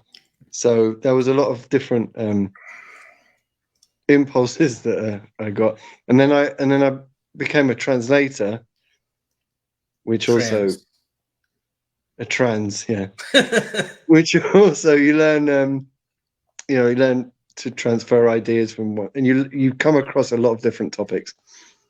So I did that for 20 odd years, learned a lot of different things, and you become quite open-minded. You come across a lot of marketing stuff and finance and whatever. You have to be quite analytical about it. And I got married, got 2 kids, and the marriage hit the buffers, really. Hit the buffers? Right, yeah. Well, you know when it's going badly. When you get past the projections. Yeah, and then you get past the projections, and maybe your partner doesn't so much. I don't know. Okay. But I became very conscious of the whole psychology of these things, like why relationships go south, what relationships with your kids and all this kind of stuff. And I started to actually quite early on. I started to get into conspiracies. Ooh. And the nature of truth as much as anything, When was this, by the way? Where were people we at? This is maybe like 2000. And the first one that really got me was the Loose Change documentary on 9/11. Okay. Have you seen that? Anyway, so I started to question the official narrative, let's say. Okay. Quite early on, I mean, in the history of the internet, because now it's a big thing on the internet, right? And so I just started the way that people watch, I don't know, Game of Thrones or other TV shows or whatever else. I became interested in conspiracies, but not in an angry kind of way, not like I want to change the world and it's not fair or anything like that. Just more like as an interesting psychological phenomenon of what people will believe and what people won't believe, and how things are sold. And there are conspiracies that are absolutely 100% true, like Gulf of Tonkin or whatever else, and how those can be. And then actually I watched the Century of the Self documentary. You seen that one? I don't think I did. Adam Curtis. I didn't see that one, but it's a BBC documentary, 4 parts, an hour each. Okay. And he starts off with Freud and talks about he talks about what we know about Freud, obviously, that we are driven by our sex drive and our appetite for violence and destruction, basically, is what drives us. And that you can and basically Freud became very popular also in America, and his cousin was Edward Bernays. Okay. Right, who was the father of PR. Right, and he came up with these PR campaigns that, for example, he worked for Lucky Strike, I think, or Imperial Tobacco or whatever.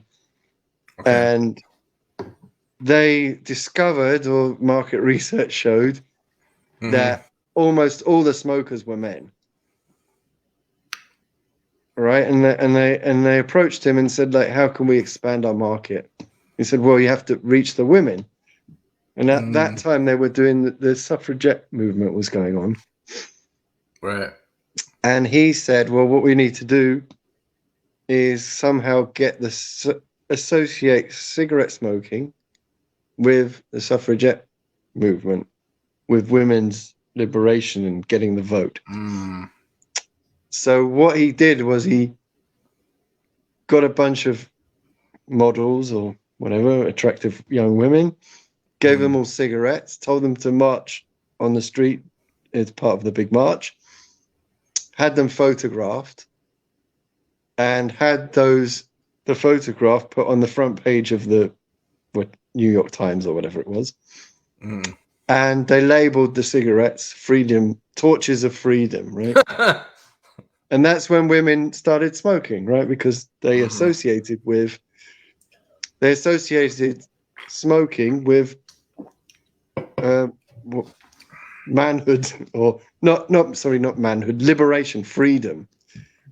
So they became, don't forget the manhood thing is not, I was thinking a few steps ahead basically, but that was the campaign that got women smoking. But so further on down the line, they use these same techniques of inspiring fear or rebellion or heroism or whatever in people to make them identify with certain products. And that's all, he traces all that back to Freud's assertion, basically, that sex drive and aggression, death drive, I guess, are the driving forces that make us do stuff. Right, which is I don't think it's true, but it is a way to manipulate people. It's partly true. The tricky thing is that we're infinitely complex, and so and that's the tricky thing about very deep. It's very deep in our subconscious. This drive, right, and it can be because it's so deep in the subconscious, it can be transferred, and I think Freud even called it transference. That transference is different, but okay, not transference, and I don't know the word, but I know you can word. You can project those desires. Projection is definitely a word, or sublimate them. I don't know. Yeah. I don't actually know the right words for that. Anyway, onto products, so you can your desire to dominate people is reflected in the car that you drive. Right, you're not even aware that you're buying that car because you want to push people off the road, but you do it because you feel inadequate, essentially, yourself, that you're able to dominate people, but you can afford to buy something that gives you that power. Yeah, although that's more of Adlerian, Alfred Adler. And Freud was much more on the feminine side of things. Well, he was just made things. I mean, well, he talked about he looked into, and you can't blame Freud because it was like no one talked about sex. Well, at that time, no one talked about sex, and no one had really worked on this issue of what the subconscious is and if it even exists. And and even as we talk about it now, when you're like, oh, we have these subconscious drives, like you're talking about, and that's tricky because is that a subconscious drive or is that like an innate animal type drive or an innate instinct, which is kind of the same but kind of different than but part of, I mean, our consciousness, the whole point of our consciousness is to suppress these desires, right? Otherwise we'd go around doing unspeakable things, them, right? Control them, not necessarily suppress, but that, I guess, sort of what makes us human rather than the animals that, Well, it's Okay, but you're tricky. not, once you, to the point where you're not even aware of them, like you would ask Yeah. someone, you can ask them something like, do you ever crave sex? And they'll say, no, no, no, no, no. Oh, no, of course not. And you know that they do, because you can see by their reaction, essentially. Yeah. Or It's that. it's I mean, sure, Freud talked to enough women and realized there's some correlation here going on. And I actually read an article today that it's quite recent that the female orgasm has even been proven to exist. Or there was discussion of whether it exists. Yeah, some of that started with Freud. Um, yeah, that. So in the context of that, for Yeah. Freud to come out with that is pretty groundbreaking, I would say. Anyway, enough Yeah. about Well, Freud, right? yeah, tricky stuff, But this but century of the interesting. self documentary is really interesting. They talk about these kind of emotional, like the trolley decision, right? Mhm. That people will make decisions and they don't know why they've made them at all. But Mhm. you can model that decision making very clearly if you recognize the pattern. Right, So right. another Well, one yeah. they did these focus groups with women Mhm. but it wasn't just not just women, but they did focus groups. But the example I have is with women, where they had cake mix, and the women, all you had to do was add water. I think Mhm. the housewives in the 50s. All you Okay. had to do was add water, mix it together, and put it in the oven. Uh-huh. And 20 minutes later, you have a cake. Okay. Right? So, and this wasn't selling well at all. They were not Huh. selling this product. So they talked to these focus groups about, and they were saying, well, we don't feel ownership for the cake, right? We don't feel like we've made a cake. Yeah, the patriarchy made it for us. Right, exactly. So what they did was they took out the egg yolk from the cake, or the egg Uh, from the cake mix. And they said, they changed the preparation and said, now you have to break an egg into the cake mix mm, and add water.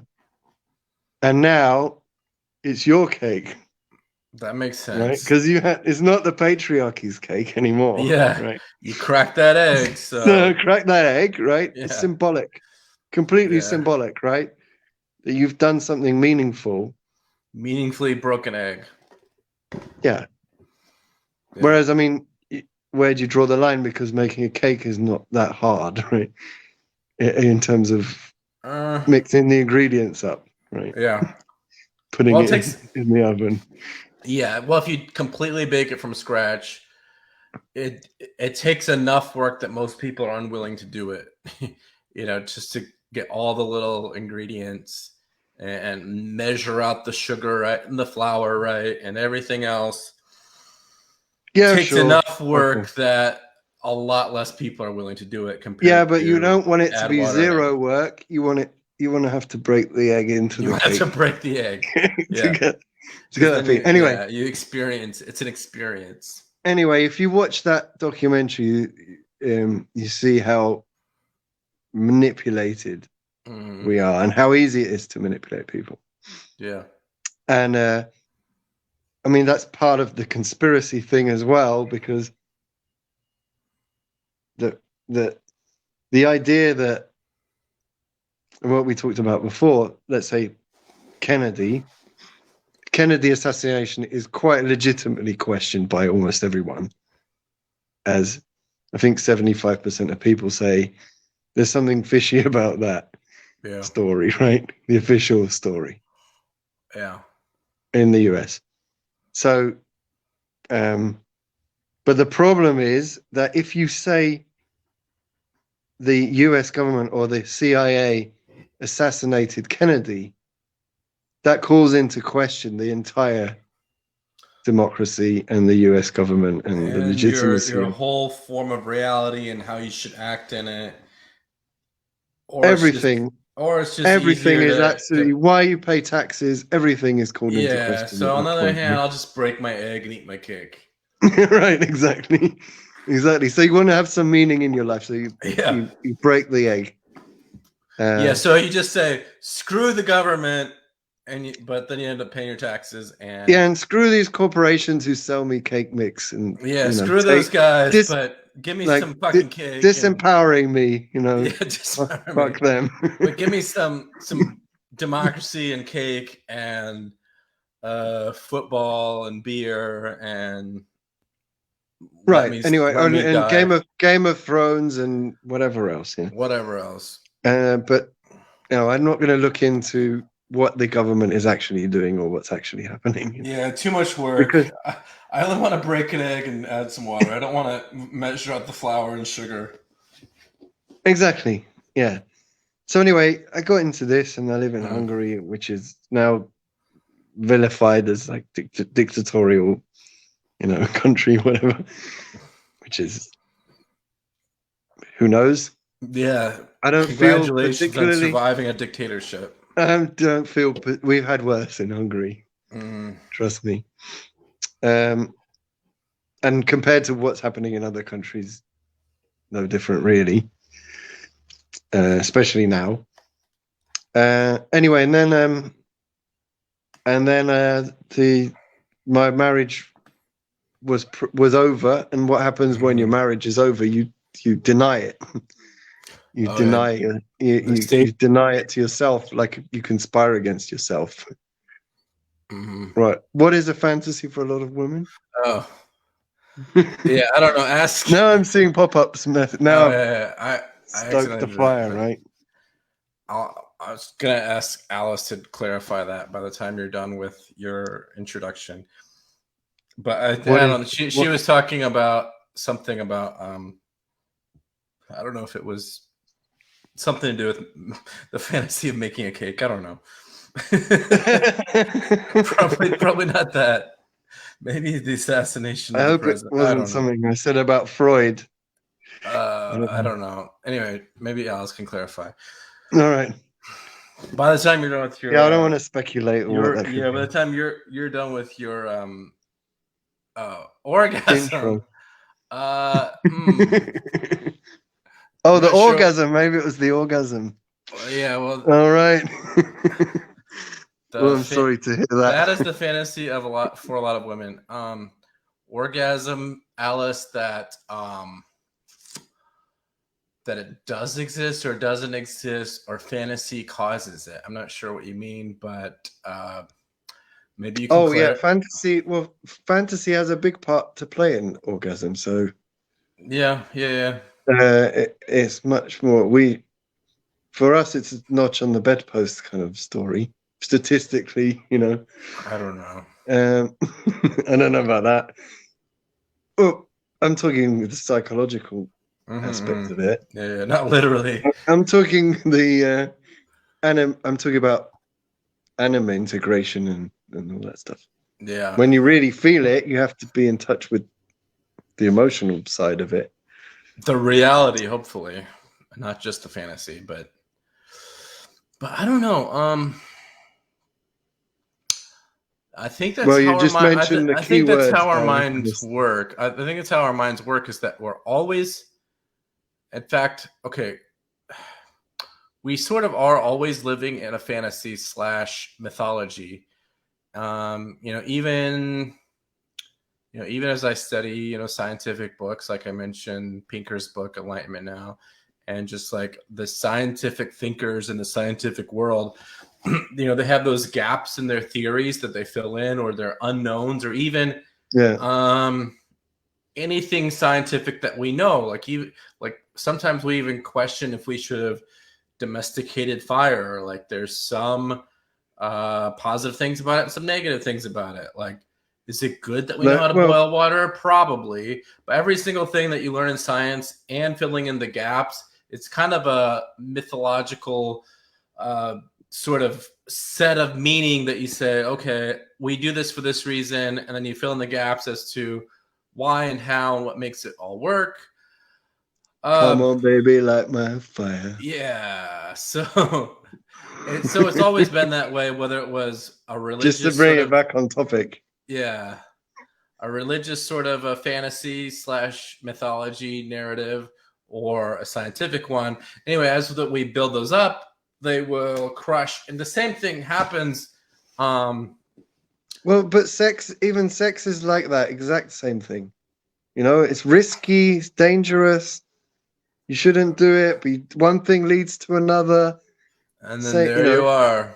And there you are. You know, I've got 2 kids now. They are human beings. But that's how it is. I mean, you can look back, regret, but you've done it now. You've invented fire, and it's done. So get on with it. Oh yeah. Basically, that's I mean, sort of and then the risks are different for men and women, and the orgasm's different, and it's all messy, and it's exciting. It's different for every guy and every time, every girl every time. And then we always have these fantasies of how it might materialize into reality, and it doesn't always go that way. The anticipation and the romance and all that comes into it, and that's. And this is why Freud was right, because all the films, all the series, all the cliffhangers and the tricks they pull on you is activating the same kind of curiosity of what if. It's like a what's seduction. On the other side of the unknown? What's on the dark side of this?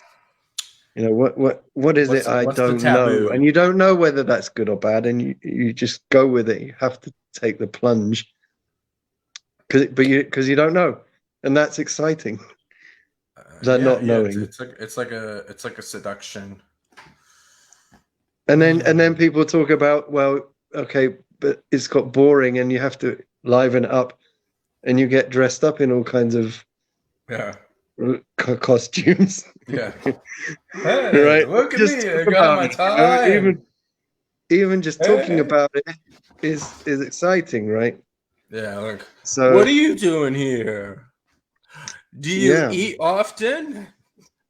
No, I'm not meeting someone for the first time, but pretend. You see it in films a few times anyway, where a couple will pretend that they've never met. And maybe in the kind of films you watch. No, not at all. No, I'm talking about complete mainstream. No, porn is completely lacking in fantasy. Mainstream porn. Oh, it's like anymore. Oh, look, I've shown up with the pizza, and you're They don't even do that. It's just like blah. They'll mess up their lines because they're like, "I'm a horny person that gets to be in porn." So you're my sister or something? I don't know. Right, that's it. Right, the stepsister thing or whatever. or whatever it is. Because there's so little imagination in it. Yeah, it's not exciting at all. And then so now it's like I think there has to be like I caught her in the shower. Or there has to be a happy medium. Like on one hand, the really old stuff, like in the 90s, they would draw it out for like too long. Like, oh, really? You're the pool boy? What's that like? Oh, so you like cleaning pools? What, and with a stick? Do you do anything else with a stick? Oh. And so they draw it out to like unrealistic innuendos, and it's like, oh, okay, now they're doing sex, great. And on the other hand, now it's just more like, we're supposed to do a role play. I forget what it is. Right, yeah. Or even so just anyway, there should be like a happy medium of like, I don't know, a little creativity, but not too much. I don't know. I've never watched porn before, so no, I'm just guessing. No, but but if you talk to women about this, yeah, they will read. They watch porn, But they watch porn for research purposes, right? Well, no, that's what they tell you. And apparently you believe their lies. But they like to read erotic, like, yeah, literature. they're more in that kind of Fantasy. Yeah, like the story of it. Yeah. The 50 Shades of Grey kind of thing. Mm-hmm. No one would sit down, like, no guy would sit down and read, like, for hours. Yeah, right, sitting there for hours. I mean, Like, and then what? Oh, really? They talked and right, you read stuff. like three pages and you're done, like, with porn, like 5 minutes and you good to get back to business. Anyway, I thought you were supposed to be introducing yourself or something. Oh yeah, sorry. So I got basically told my wife, oh, we had a fight, and I said, she always kept saying we need to get divorced. Mm. And I said, I always had to try and talk her down from this. Mm. And I just got fed up with it. That's the short version. And I said, okay, let's get divorced, whatever. Okay, that's the short version. And then she said, oh, well, let's try therapy again. So we didn't split up at that time. So, but I thought, well, if I meet someone, I'm not going to turn it down at this point. You reach that point. I don't know if you're in a relationship or you've ever been married or whatever. Oh yeah, I've done it all. Yeah, you've done it all, right? Oh yeah, well, not all. Well, that's a big, like, part of the hero journey, right? The modern day hero journey. So, so I met this girl, and it was completely synchronicitous event. Synchronistic, that's right.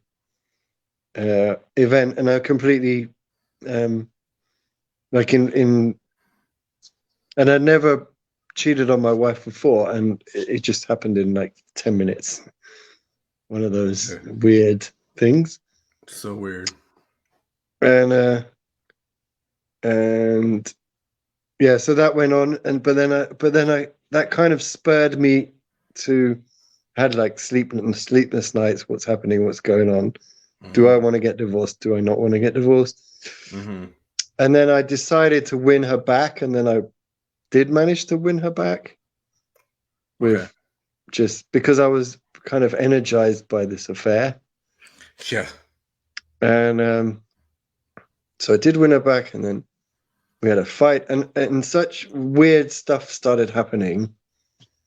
Archetypal, hero journey, whatever. A lot of weird stuff. Transformative events. Yeah, like really, really cool stuff. That I started writing a book. Okay. Basically first person of exactly what happened. Mm-hmm. And so yeah, I'm writing a book about this. But then in time, I realized, like, especially with sharing bits of it with people, is that they didn't really care that it was true or not. They enjoyed the fantasy. They were swept along by it. Mm-hmm. And then I shared with them like the first 110, 115 pages, and a lot of people read it, like maybe 15, 20 people. Mm-hmm. Read it and didn't give me any feedback whatsoever, didn't tell me anything. They didn't even tell me they read it, Mm-hmm. You've read 100 pages of someone's book, a friend's book, and you don't say, hey, it's cool. And then I would get, I'd meet them for a beer, because I wouldn't pressure people, because I knew it was people reading it. I didn't need more feedback or validation. But I just started noticing that people are reading it but not telling me, like it's a dirty secret, like exactly the way you would watch porn but not, not tell anyone, say, yeah, I watched this, I've never done porn that yesterday. So I kind of ratcheted it up a bit, made it a bit more erotic, but not really, just suggestive. Ooh. And just to tickle people's shadows a little bit. Tickle the shadows. Okay. Yeah, Never heard shadow tickling. well, Okay. that's the phrase I use, right? People get Shadow tickling. yeah, they get like mildly triggered and amused at the same time. Okay, shadow tickling. Got it. Yeah, and glad you like it. Thanks. Yeah, And you're welcome. and then in time, it became. I thought I had the story down in like March last year or whatever.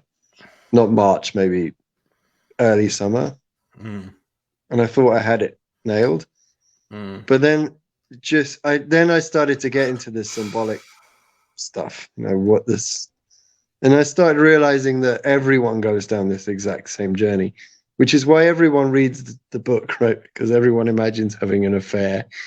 Everyone Yeah, so it's has either fantasy or reality or both at different times. it doesn't matter because it's my life, but it's a pretty mundane story on the face of it. But I've done enough writing, written blogs, and done enough translation and done enough thinking and reading that I kind of feel I can write it down in a good way, and that's really the main thing, right? Because you can write down a totally mundane story in a way that people will get excited about, right? So and as I said with Freud, you can totally manipulate people, misdirect them, create an illusion that it's about themselves, or say something that's absolutely true about them, but they will project it on you.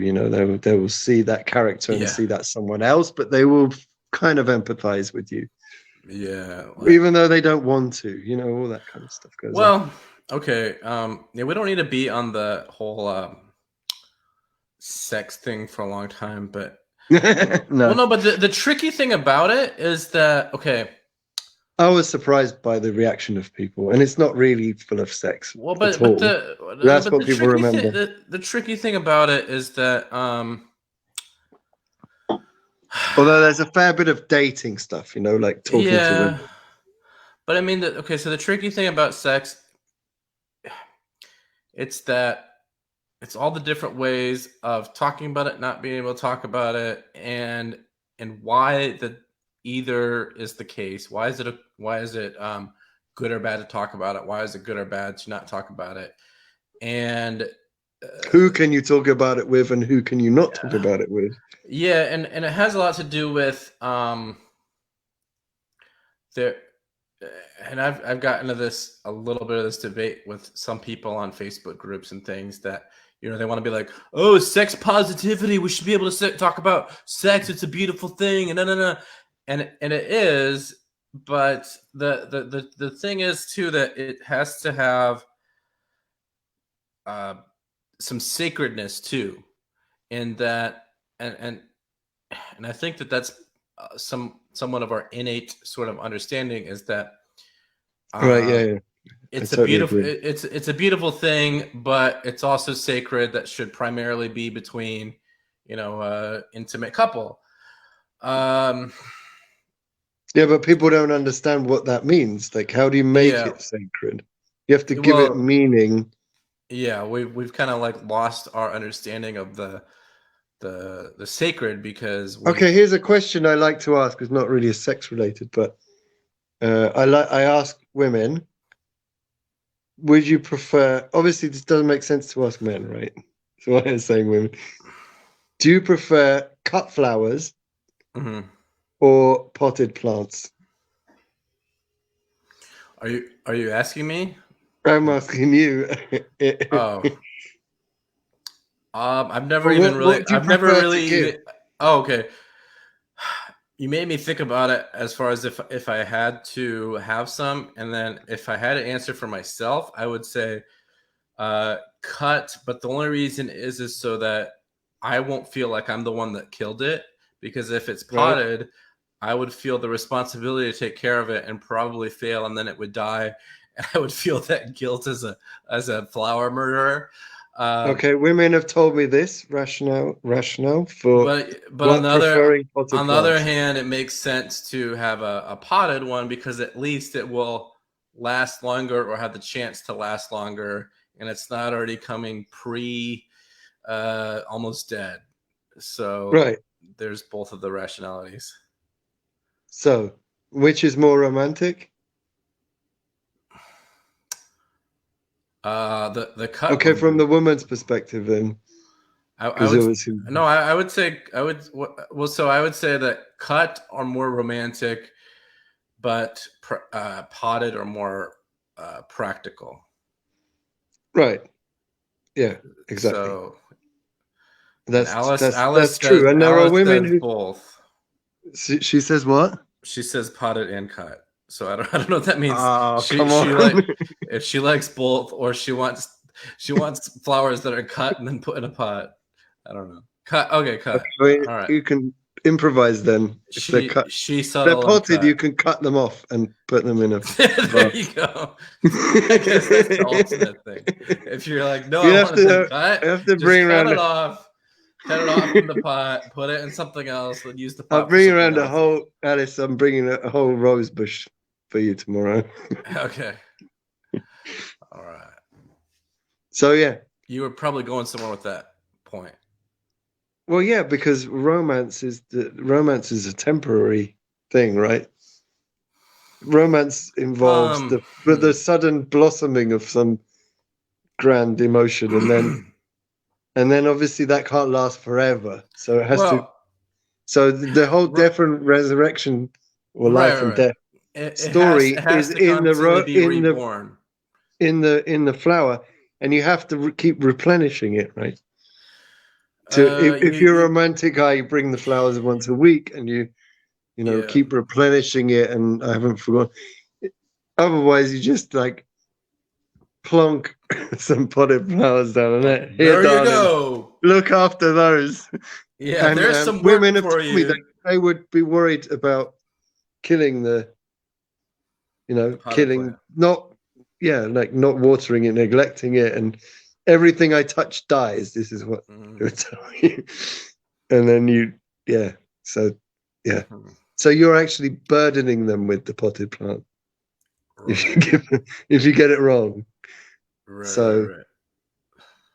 Oh, and there's a dead bird behind me. Maybe you should.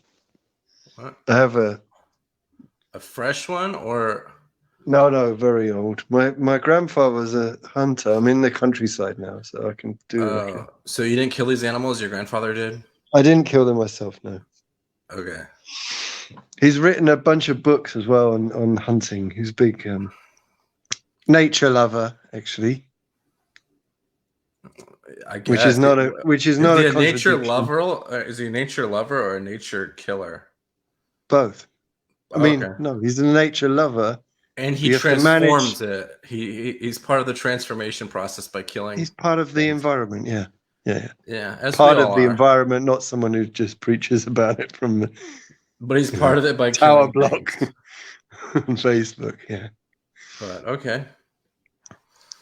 So yeah, that's my story. That's your whole. But there's a lot of in the book. There's a lot of amusing Tinder dates and.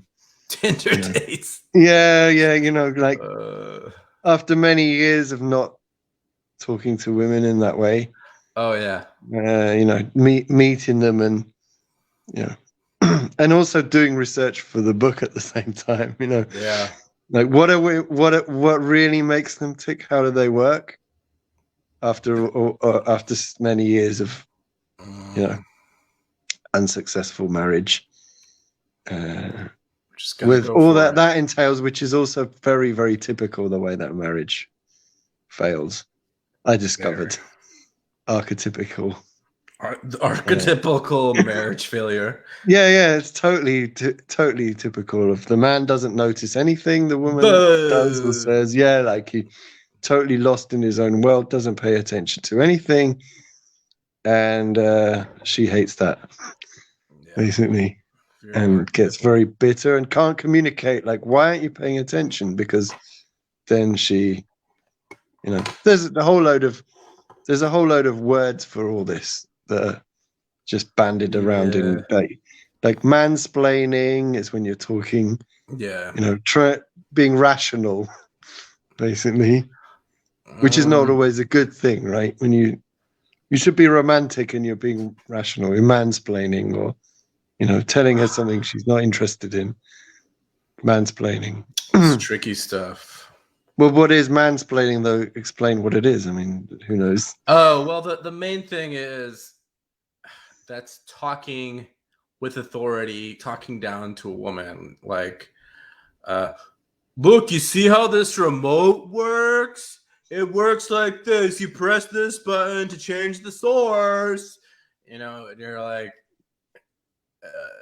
if you're okay, but you feel the need to speak like that in the first place. So why are you doing that? Well, but you're making an assumption that the idea is that if you're saying that and it's like your friend, then it's like you'd be like, hey, bro, look, you just press this button, the remote works. Got it? Cool, bro. And then because you make an assumption that he will understand. Yeah, but then with a woman, you're like, this button right here. And that's like mansplaining because you're talking down to the woman, where it should be like, hey, you got to do this and this. Cool. And then but with your friend, you'd say, look, hey, here's the remote. And you'd toss it at them. Yeah, and you'd say, work it out for yourself. Yeah. And you don't understand why she will ask the question, can you show me how the remote works? It's not. Maybe it's not about the remote. She wants you to sit next. She wants you to sit next to her on the couch, right? Yeah, send some vibes. Yeah, like, oh yes, of course. She wants you to pay her some attention, right? Yeah, that's the game. Yeah, she wants you to pay her attention without saying so, and you're like, what she wants you to do is find a good film or whatever. I don't know, but it's not literally show me how the remote works most of the time, a lot of the time. And then you will get into this long-winded spiel about the thing. Yeah. And she's like, this is not what I want to hear at all. And she'll call it mansplaining. It's tricky. And it's really, I say that, and I say that confidently with a lady listening, because it's a ridiculous phrase to say, a ridiculous term, mansplaining. Yeah, it's tricky because on one hand, there's that day-to-day thing that can happen like that. But I think the bigger picture is that it's somewhat archetypical, maybe, or archetypal. Maybe it's less. It's another archetypal path, but like yours is pretty common. Mine was similar. Maybe I had a couple of them, a couple different ones, but another sort of similar but quite different is that, like, this is one that Jordan Peterson talks about kind of a lot, is how that there is a couple and they're together. Well, I'll quickly diverge into a couple of details. He doesn't, but there's a couple that they're together for like 10 years. And then one day the woman comes and says to the guy, like, I've been cheating on you for 10 years and you didn't even know it because you're an idiot or whatever. And here's the papers or whatever. And then he doesn't believe it. He doesn't get it. And then his whole world is falling apart, not just because it's like, oh, here's this person that I thought I trusted, but it's like, oh, I've been living a lie. Yeah. Do I trust myself? Do I trust humanity? Do I trust the world? What is the world? What is me? What is humanity? Because he had this model that was kind of working, but usually, and this is kind of like the point that I diverged that I don't think usually go into, is oftentimes in those archetypal sort of stories is men are not stupid and women are not stupid. Sometimes we choose to be stupid in some areas for whatever reason, or act stupid or behave stupidly. But a lot of times when it could be either way. It could be roles reversed, but just for the sake sometimes sometimes it's roles reversed between man, woman, or whatever the case. But it's like one is cheating on but usually what's happening is the woman wants the man, maybe unconsciously, to man up, to have some balls, to take some authority, not in a mansplaining kind of talk down to our way, but take a little bit of authority. And so sense a lot of guys, especially nowadays, because we're in the days where like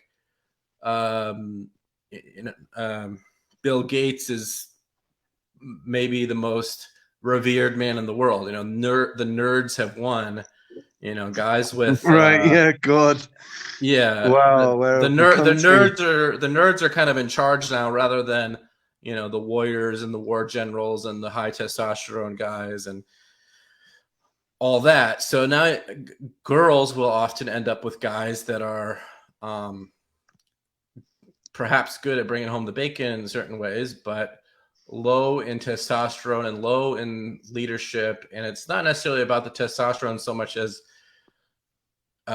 females normally have this innate, perhaps unconscious drive to bring out a man's manliness or a man's bravery or a man's masculinity, you might say.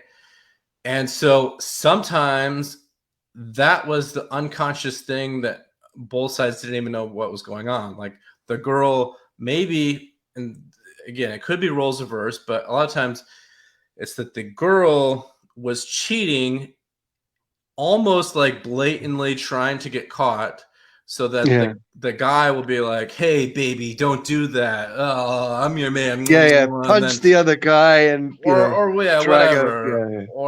But assert some dominance. But then a lot of times the guys don't want to do that because they are sissies or pussies or whatever you want to call them. I was hoping that's what you'd say, something like that. Yeah. And then what happens in the actual relationship is you want to say something, but you're afraid of her reaction. That's what you think. You know. That's what you think. The conflict avoidance. And then she doesn't want to say something because she will be afraid that your she will project that you're mansplaining on her, right? And the real reason, which I kind of got to the bottom of, is that really you don't want to get into a conflict because you're afraid of what you might actually say, you know. And or both. And what you actually think is like, avoid conflict. Screw this shit, you know, I'm out of here. And you don't, especially as a man, you don't want to walk out on your family. But then, the women tend, like, I think it's like 80%. If college graduates in the US, 80% of divorces are initiated by women. So, well, right, because the guys will often, at least in present day, just avoid conflict until they die. not always. Right, exactly. A lot of guys will just be like, "Oh no, I'm just innocent. I'm just here, you know, bringing the bacon or whatever." You know, just avoid conflict forever. But she's not. She doesn't want a life without conflict and excitement and drama. Yeah. So that's what. But that's part of the archetypal transformation throughout the whole thing. It should be transforming, and you're not going to transform the dynamic by avoiding conflict. You know, you might take different strategies each time that you find conflict and transform it or whatever, but it's like confronting the dragon or getting the snakes. Well, anyway, out. I have some empirical evidence on this now. And I'm actually, this is my parents' holiday place. Okay. And so we're in lockdown now. Your pandemic lockdown place. Yeah, but my kids are here, and my ex-wife is actually, we're all living together. So okay, it's not ideal, but it's not. It's like being married again, basically, which is strange because I moved out in March, so I haven't been. Okay. You know, we haven't lived together since March, and now we live together. But you know, it's a case of I ignore her and she ignores me, basically. Interesting. And we're parents of the kids, obviously. Mm-hmm. And I also had a talk about the arguments we had with their mother before they were born, and you know, with the kids before bed. They thought it was hilarious. That is hilarious. Yeah, they said like, Daddy, why are you arguing with? Why did you argue? Why did you make such a big deal out of this? It's pathetic. Obviously, I picked the funny arguments, you know, the kind of stupid ones, where, you know, there was one time we were eating dinner and she just kept doing, you know, this, like with a mouthful of food, and I asked her not to do it, and that's how she initiated the divorce. Yeah, well, that was a long time ago, you know, and you know, I asked her to stop, and she said, I don't have a sense of humor. And, you know, kind of like a red flag that I ignored. You know what I mean? And, you know, I don't have a sense of humor. That was her argument. My argument was, but I ask you nicely to stop it. And it was kind of like you know, like kids in the playground, basically. Yeah. I mean, everyone's had these stupid arguments, it's right? It's just like pressing the button. Like, what are you going to do if I do this? What are you going to do if I do this? Right. Exactly. Yeah. And, you know, these are, obviously, we didn't have arguments like that every day early on. And, you know, that was few and far between. But I remember that was one where I just did not maybe either see the red flag or kick her out, you know, and make her apologize, you know, somehow. Well, I don't know. It's a sign of conflict. But this is like 13, 14 years ago. So, I mean, it's like, but this sticks in my head like, wow, that was a stupid argument. Yeah. What was it about? What they are is they are signs of what our dragons are and why that we choose to avoid them rather than confront them. Exactly. Yeah. At whatever time period, and sometimes that's they transform over time. Yeah, and I told my kids this tonight before bed, and you know, we have arguments like this every single day. You know, right? You know, they will pick a fight with me. You know, for no reason, but for the fact that it's entertaining. And while they're fighting with me, they don't have to do their homework or whatever else they should be doing. Yep. So instead of doing something productive, they will, you know, try and annoy me, you know, as a game, to stop having to deal with themselves. But they thought it was absolutely hilarious that I was telling this story about our fight, you know, before they were born. And obviously they asked things like, why did you get married in the first place? And I'm like, well, it seemed like a good idea at the time, you know. Who knows? Seems like a good idea at the time. You don't know these things, right? Well, but looking back, you know, 10, 15 years later, you know, like, yeah. Oh. Yeah. She's a great mother and everything, and there you go. So good job. Rationally speaking, the kids are great and everything. Kids out of it. There you go. Yeah. Exactly.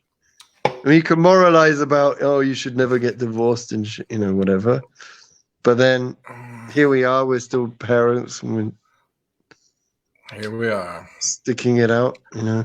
I only dealt with puppies when I went through my divorce. I bought a dog to see if I could save it before because I didn't want to try to save it with a child, because that's like a casualty that I thought might suffer. Oh, the classic dog trick. Yeah, the classic hocus pocus dog trick. Like, hey, we got to take care of a dog. I guess we got to stick together.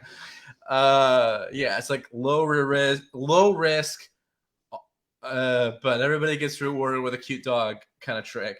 Is that the dog you got now? No, so that's the thing is, then that didn't work out. So, you know, we're like, whatever, I'll split up and divorce a couple years later.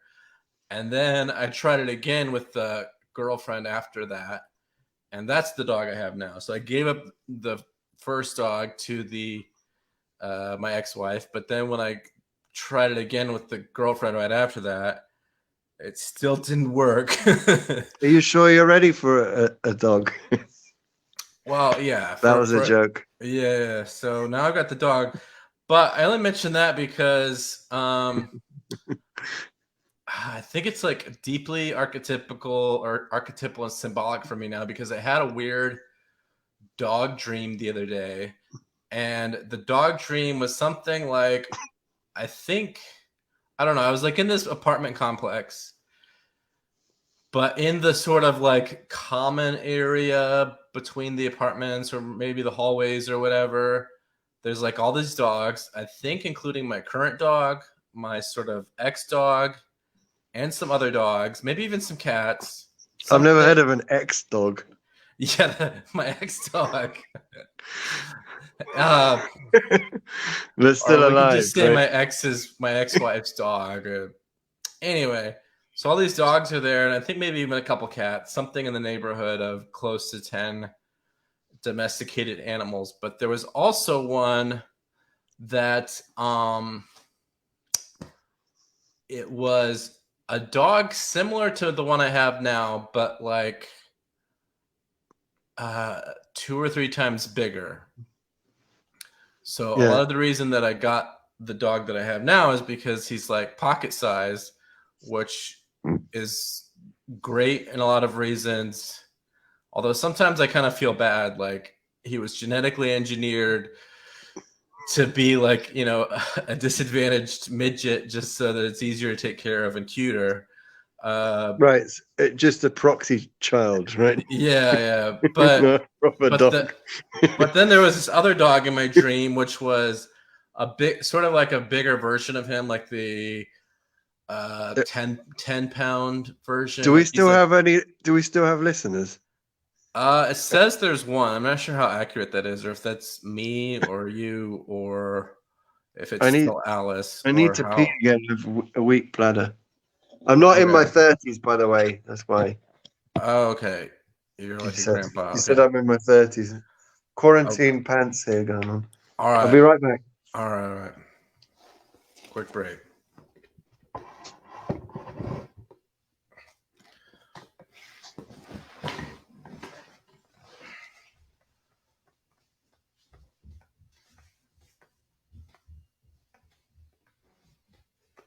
Oh. Oh.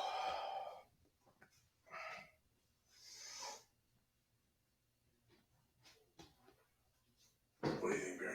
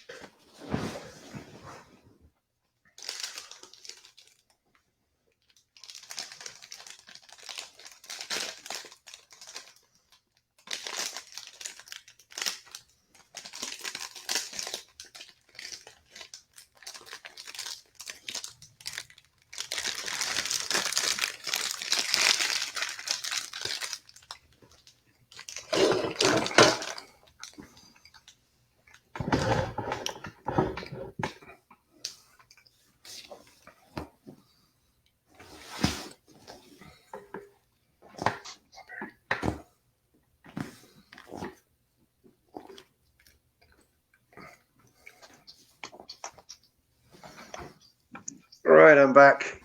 All right. So how long you got? Because it's getting late here. 1 o'clock. Wow.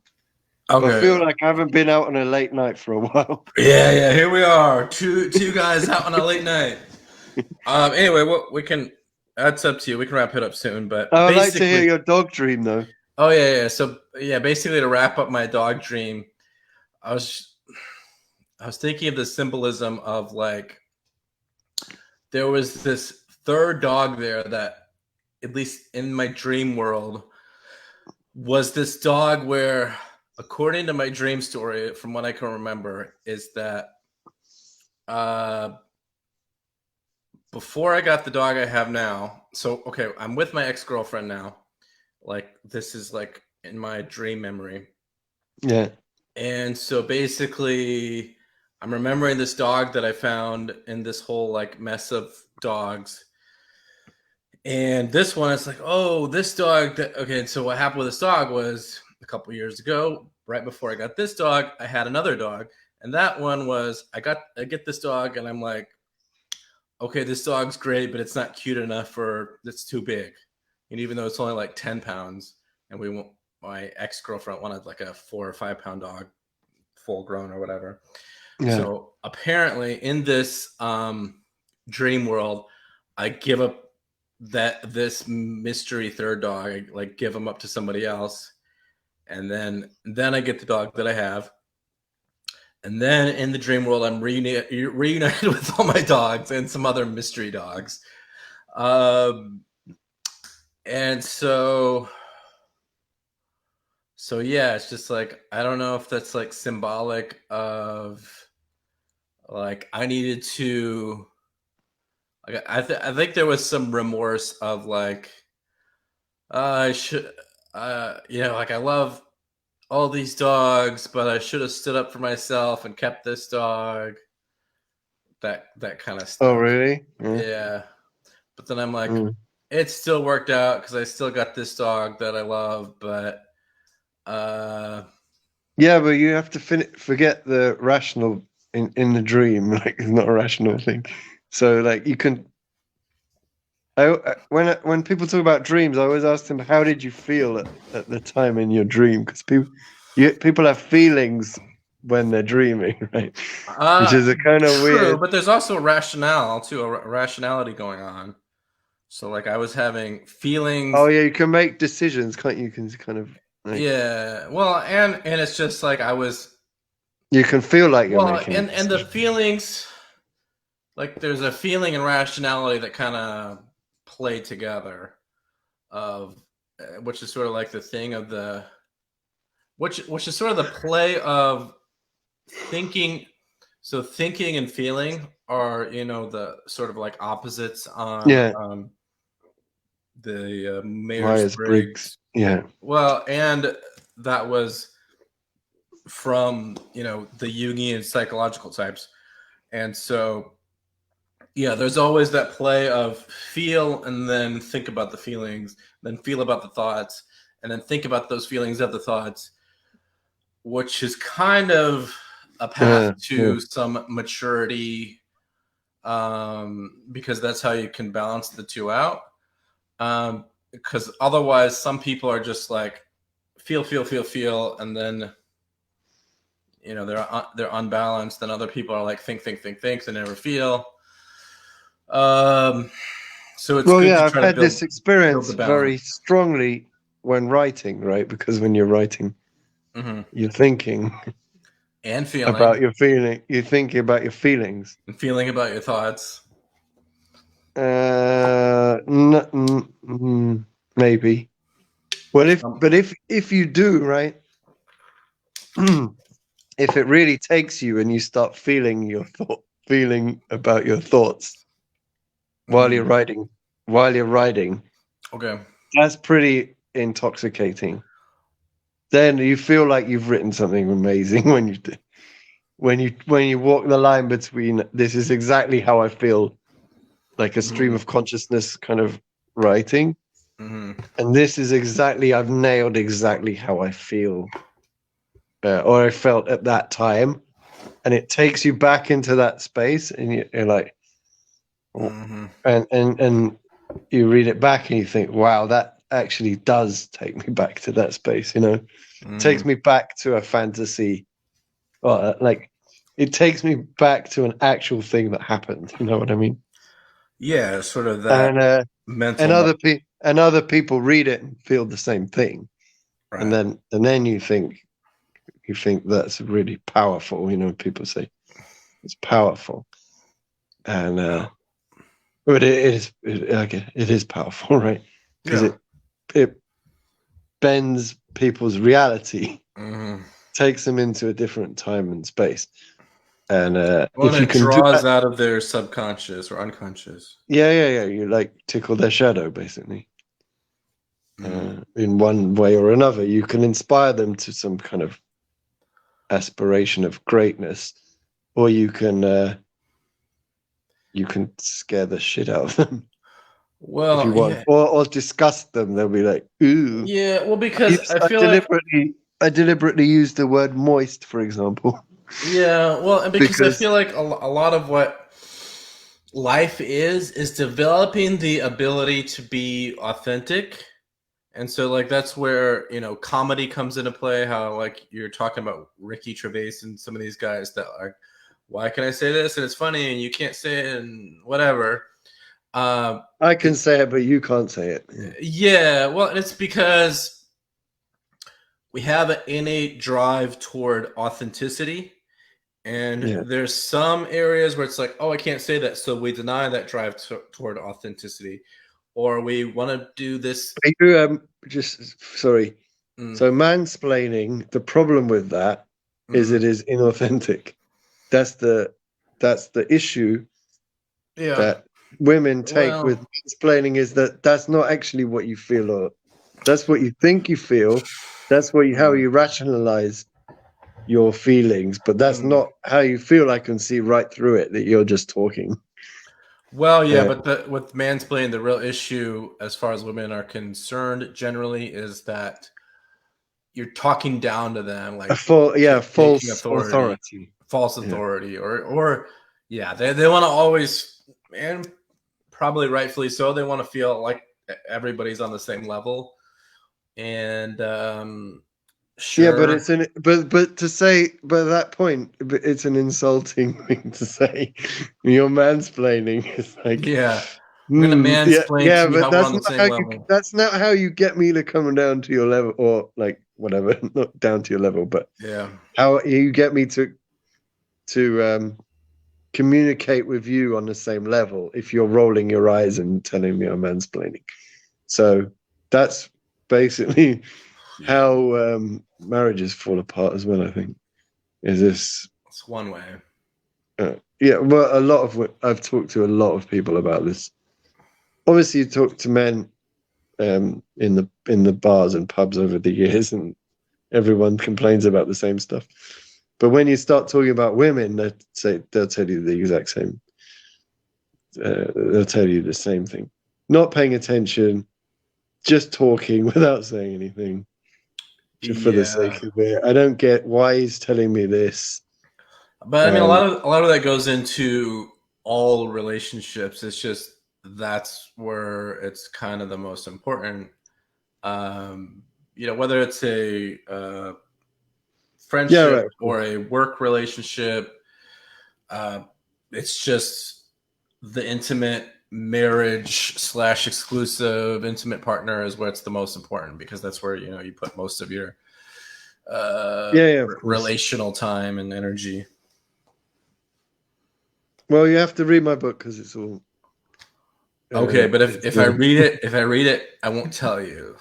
no, It'll don't. be a secret. No, there's the first half of it is a lot of shadow tickling and um, kind of visions and Mm.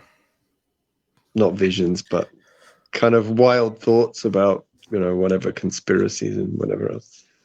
And Mm. then the second half is a lot more philosophical or psychological. But I don't I don't try not to go into Jung said this or whatever, whoever said Oh that, yeah, you gotta because just and I show don't up. even want to have citations and all that academic footnotes and stuff like this. Mm. Just like look it up on YouTube, whatever. Yeah. Yeah. And just examples, things my kids have said.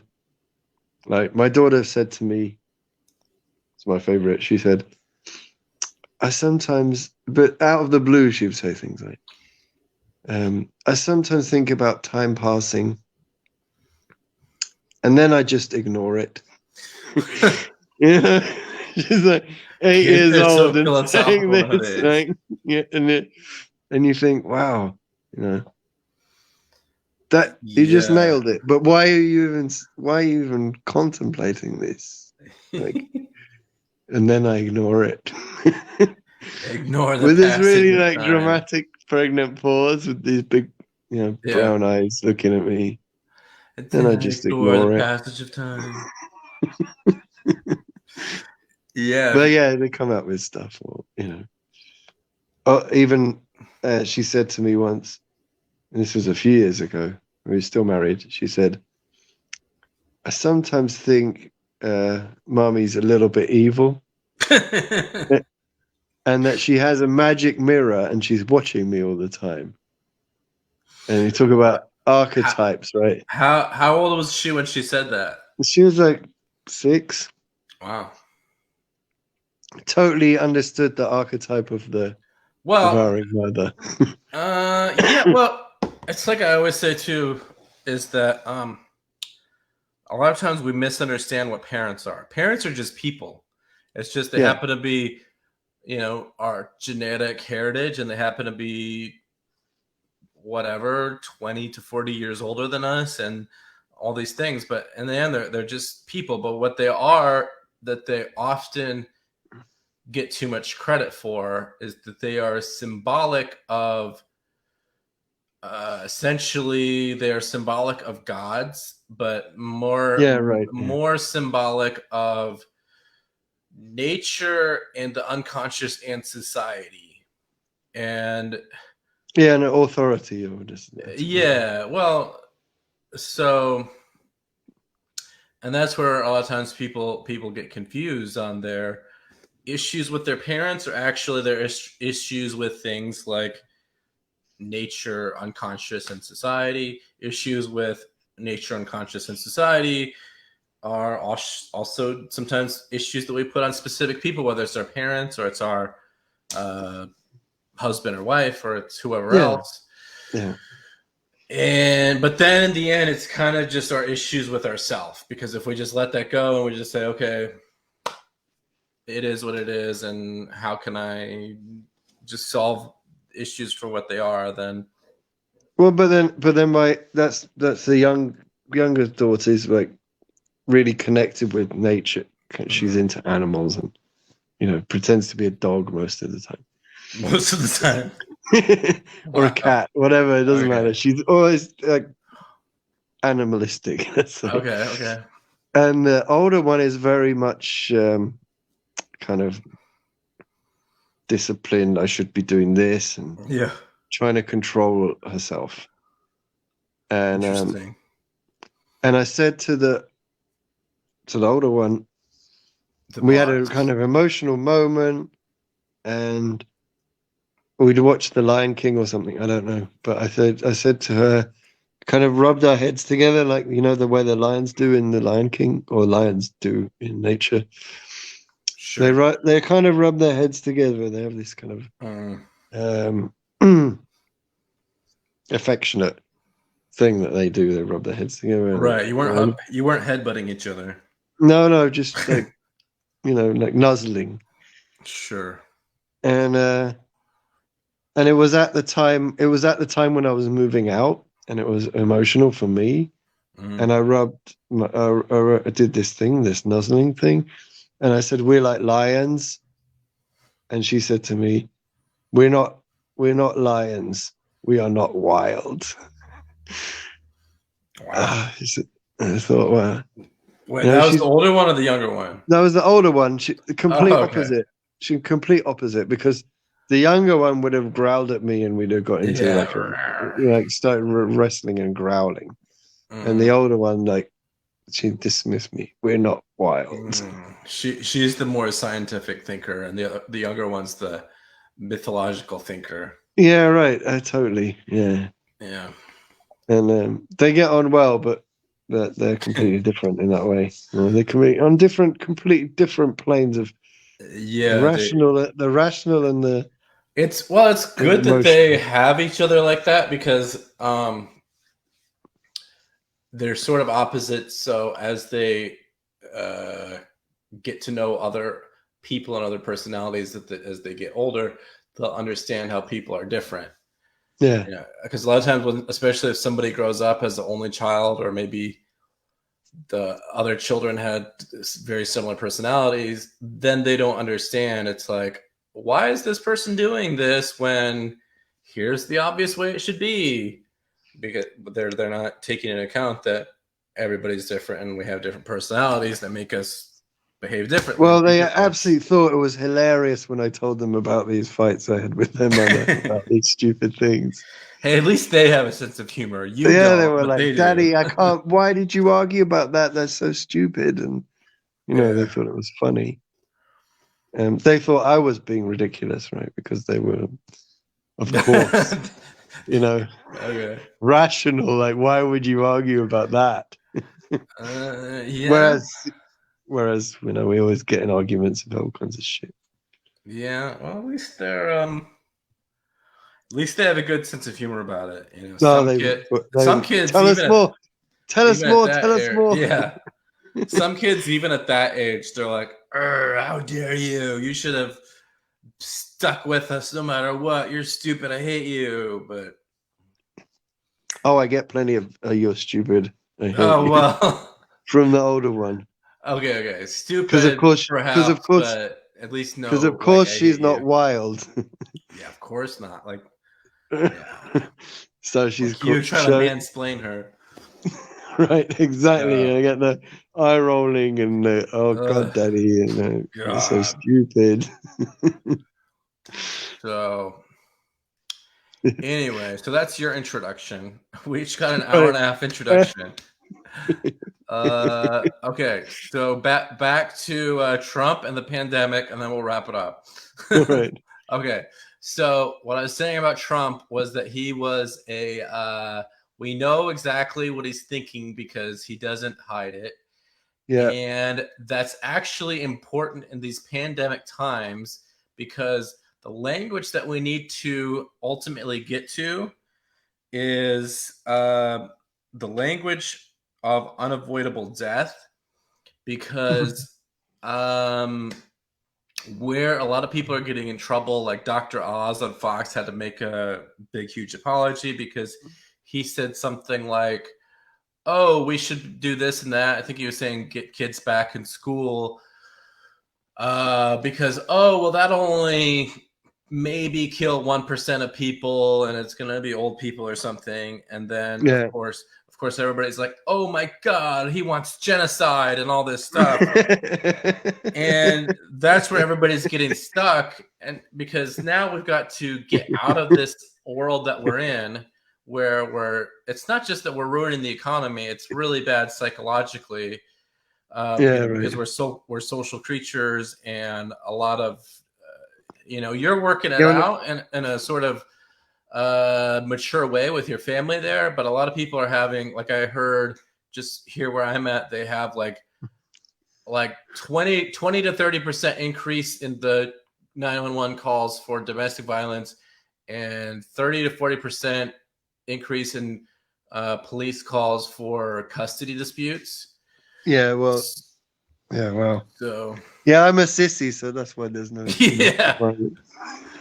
conflict avoider is what you are for the most part in that area. You're just like, screw you, I'm gonna write a book about you. Right, yeah, or mow the lawn, depending. Yeah, I'm gonna go mow the lawn, screw you. That's typical guys these days. And although I think that's sometimes we joke about, and it's like, oh, men should be manly and not pussies or whatever. Although men kind of get that role thrust upon them because, if we are, on the other hand, too masculine, not even getting in the whole toxic. Yeah, but this has always been the case, right? There's nothing new about this. Like, men have always been, like, the whole Beauty and the Beast thing. Women have always tried to tame men, and men have always not done a good job of resisting.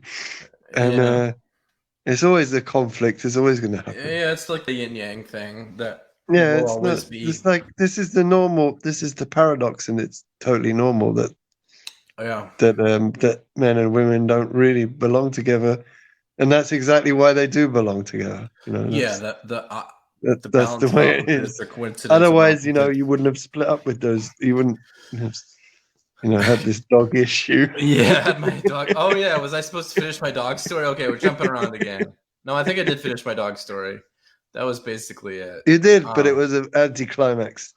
Yes, well, it's kind of anticlimax. Although I just haven't None of the really. dogs died. There were no fights. Yeah, yeah. I don't know. I think sometimes in my dreams, maybe I'm a conflict avoider in my dreams because Do you have dreams about people?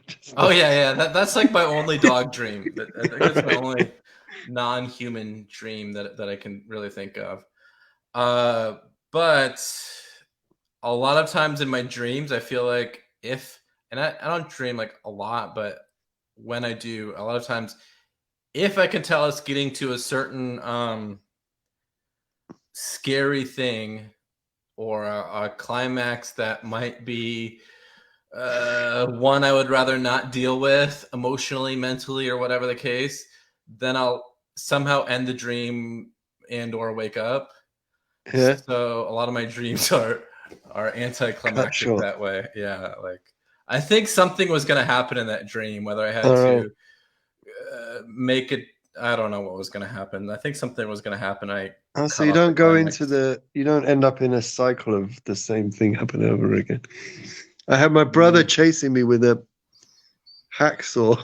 Really? Something like this. He's trying to hack my leg off. That's pretty violent. Yeah, well, it was, yeah. Yeah, I'd had a heavy chat session with a lady with lots of innuendo, and and it led to this dream with my brother. Oh, okay. Interesting. It was a weird thing, yeah. Okay. And she had a nightmare as well afterwards. We'd only met once. We got into this weird conversation on Messenger. And we both had nightmares from it. Oh yeah. I think you mentioned that to me. Yeah, a little bit before. Yeah. Okay, so wrapping up our Trump. Okay, so Trump is okay. No. So the thing is we have to get to a language of unavoidable death. In other words, not to say, oh, if we do this or that, don't worry. The increased mortality is only going to be, point whatever percent or whatever the case. The language needs to come to unify around unavoidable death. In other words, like, okay, if we do this, whatever it might be. Oh, I get what you're saying. Yeah. Put these people back to work or open up restaurants, for example, or whatever the case. Perhaps a certain amount of people will die even sooner than maybe they would.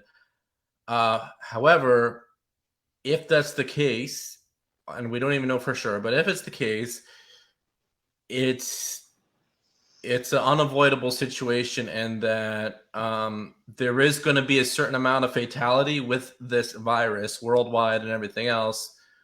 Yeah. So some of it might come, maybe if we do certain things sooner, some of that mortality might come a few weeks or months earlier, but there is a certain amount of unavoidable mortality. And but the whole thing is the problem with the whole thing is, okay, people are going to die, even you and me, right? We all are. So, although we're immortal, having recorded this conversation, now we're going to live on in infamy. Aliens are going to watch this in 1,000 years. So I don't. The problem is with there's so many statistics, so much data going around. Yeah. And that everyone can use it for whatever purpose they want to use it for. Right. If they want to prove this, if they want to show that, right. If they don't want anyone to die, then they can say that, I don't know, every death is caused by coronavirus, Right. Or pretty much, like, anyone who's caught it, or or take very on the other end of the scale, anecdotal evidence of one person who died age 25, Yeah. which means we're all at risk, right? Right. But you don't. But you know, people die on the streets every day. Right. Car Anybody accidents. could die at any time. Car accidents. You know, you don't say no one should go on the street. No one should go on the highway.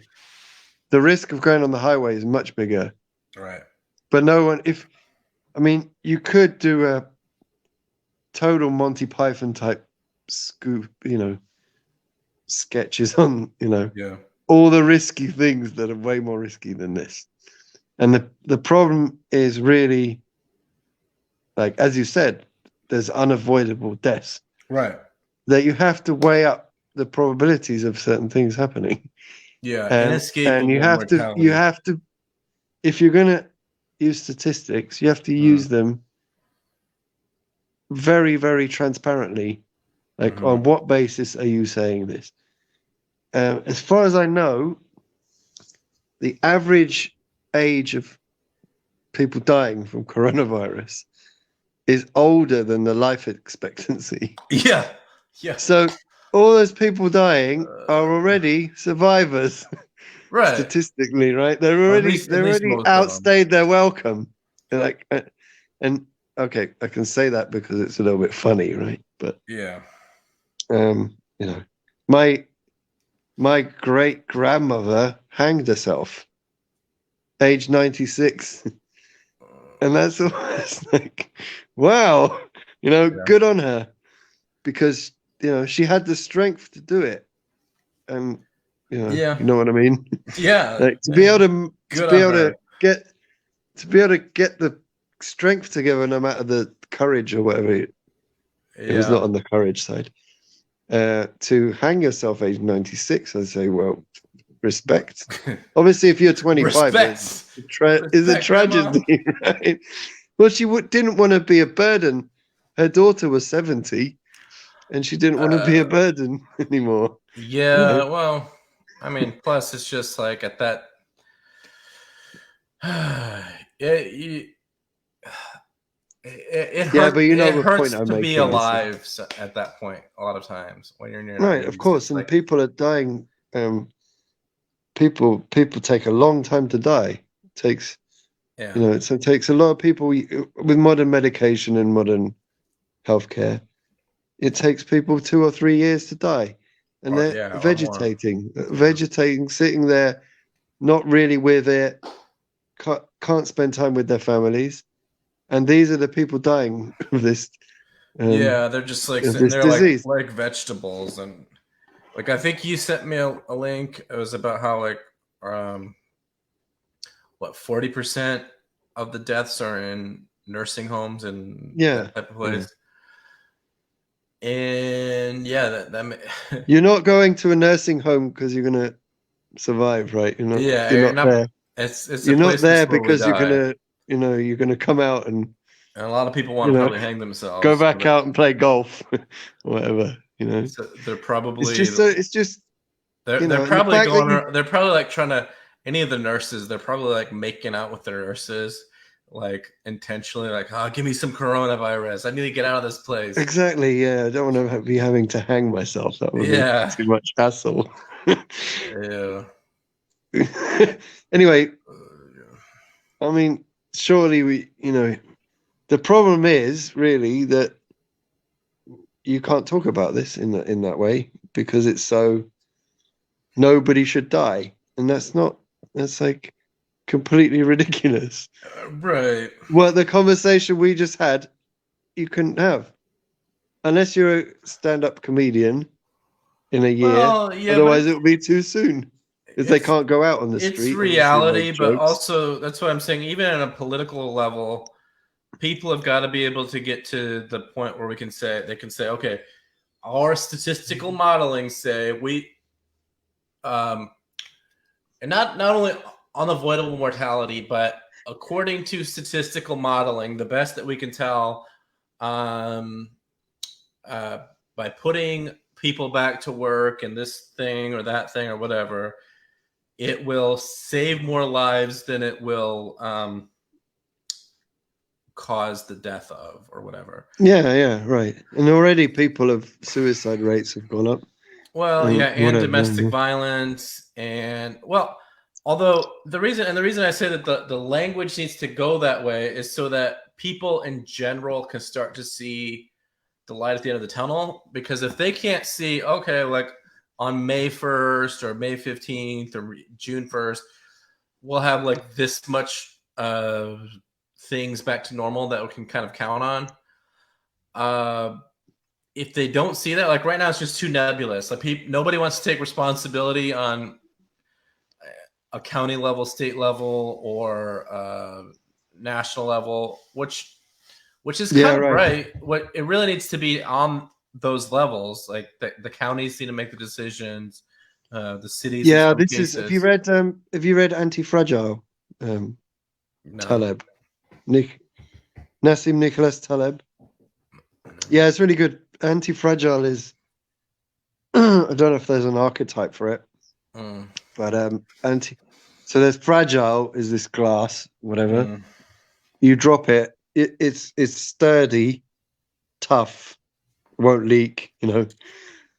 It's tough. Okay. It won't.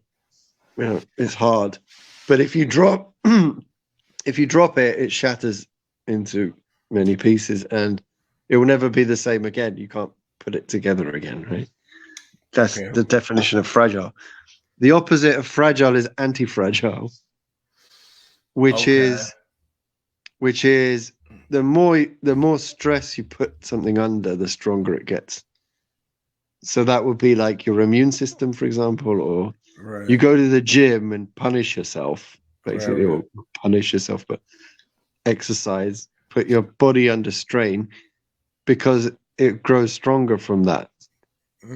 And lots of systems in society are like that. The more strain you put, the more, or you're psychologically the same. So the more stress you put yourself through, you emerge stronger. You'll become. You become stronger, which is not that's like the devouring mother.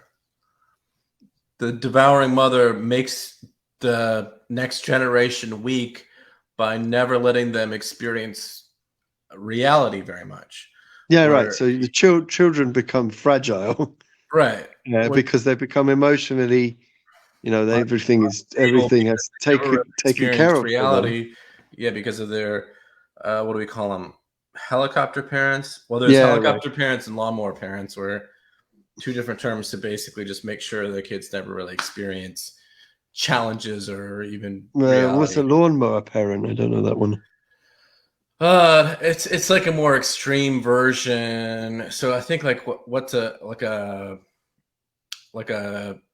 helicopter parent kind of hovers over the kids and makes sure just really watches over their shoulder very closely and micromanages them.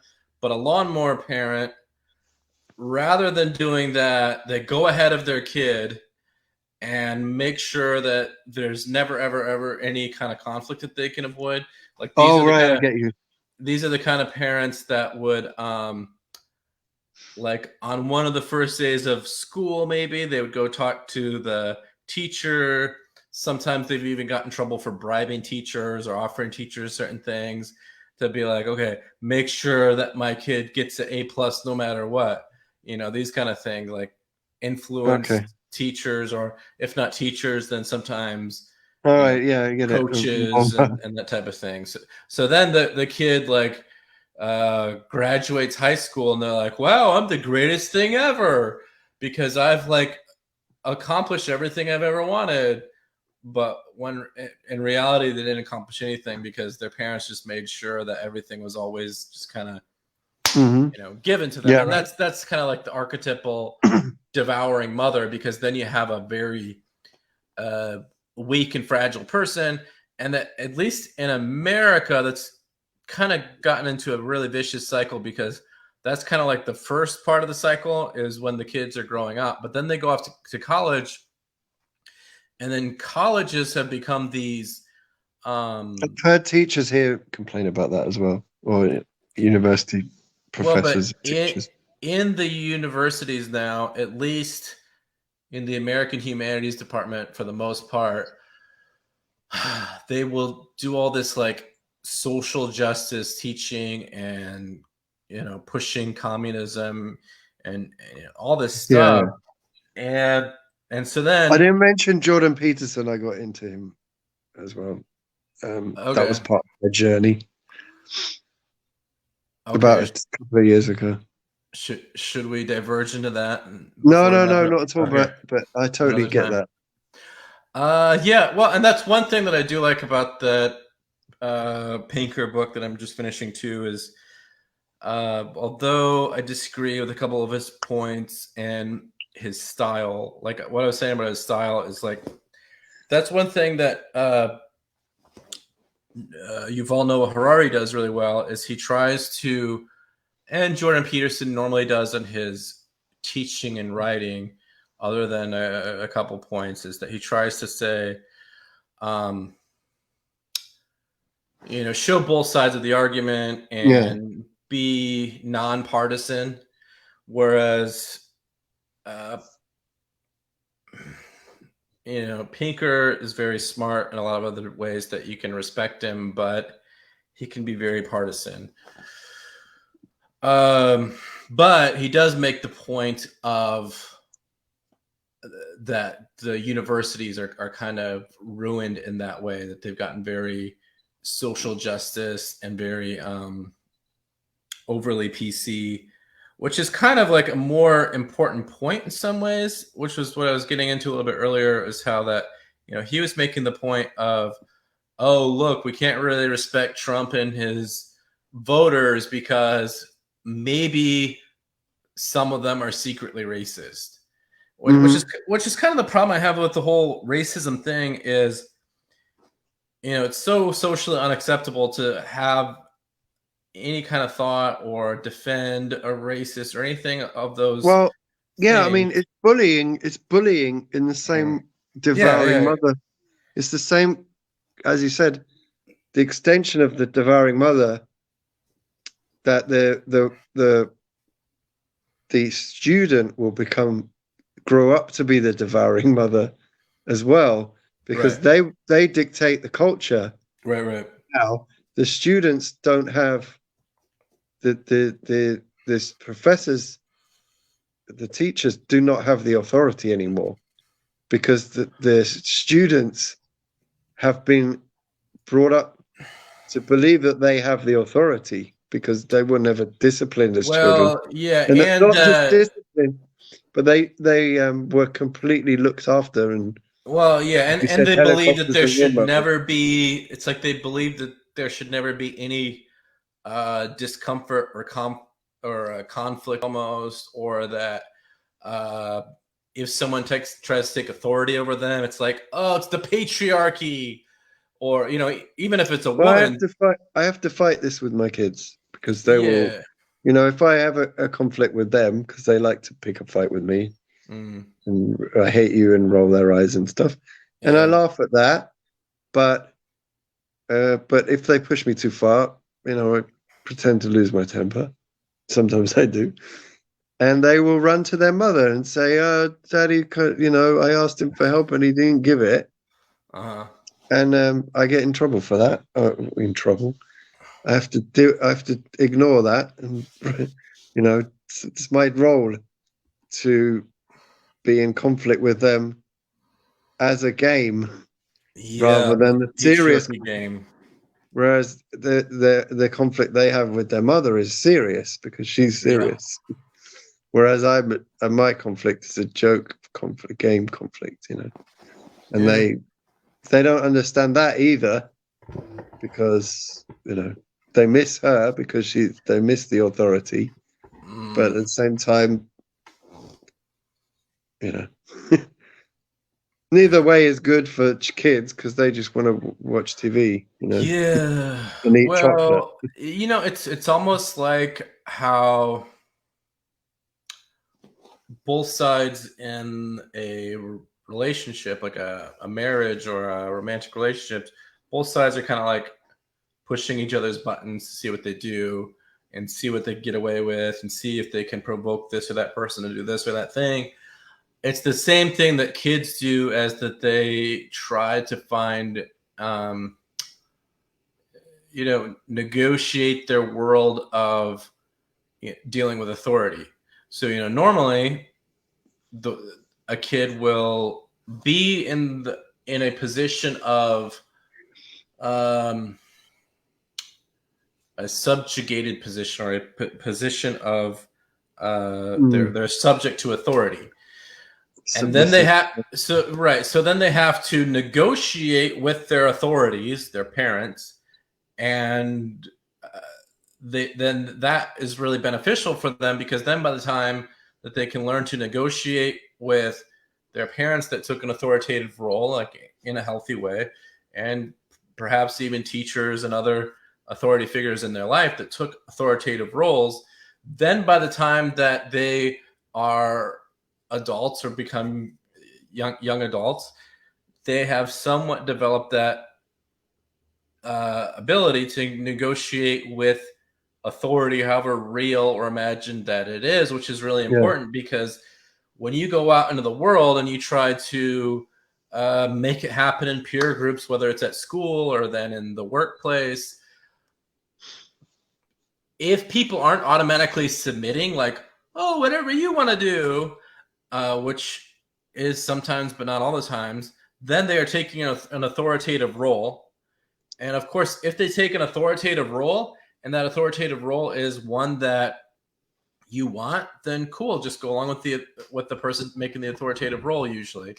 But if the person taking the authoritative role, whether it's a peer or a teacher or a boss or someone in the workplace or whatever, and if they're taking an authoritative role and you don't want to or shouldn't go along with that authoritative role, you have to know how that you should be negotiating with the person in that authoritative role, whether they should have that role or not. And with yourself, because people hate their jobs and people hate their bosses. Right. People feel really uncomfortable, and really it kills them to be working for someone, but they don't dare to do anything about it, and that really screws people up in the worst way. Is when they're I'm sure you've been there, I've been there. When you're really frustrated because you have a problem and you don't know how to solve it. And because this whole life is about knowing what to do and how to behave.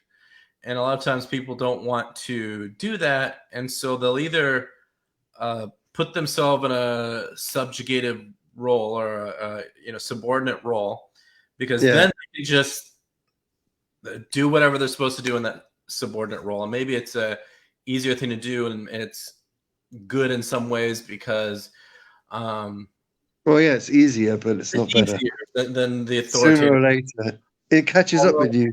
Although the ultimate thing is noting or participating in the reality that there's always some people in authority, like even everybody in authority has something or someone or some principle or some people in authority over them in some way. Even the president does, even the United Nations do in some ways. Certain people, there's always someone in a higher authority, and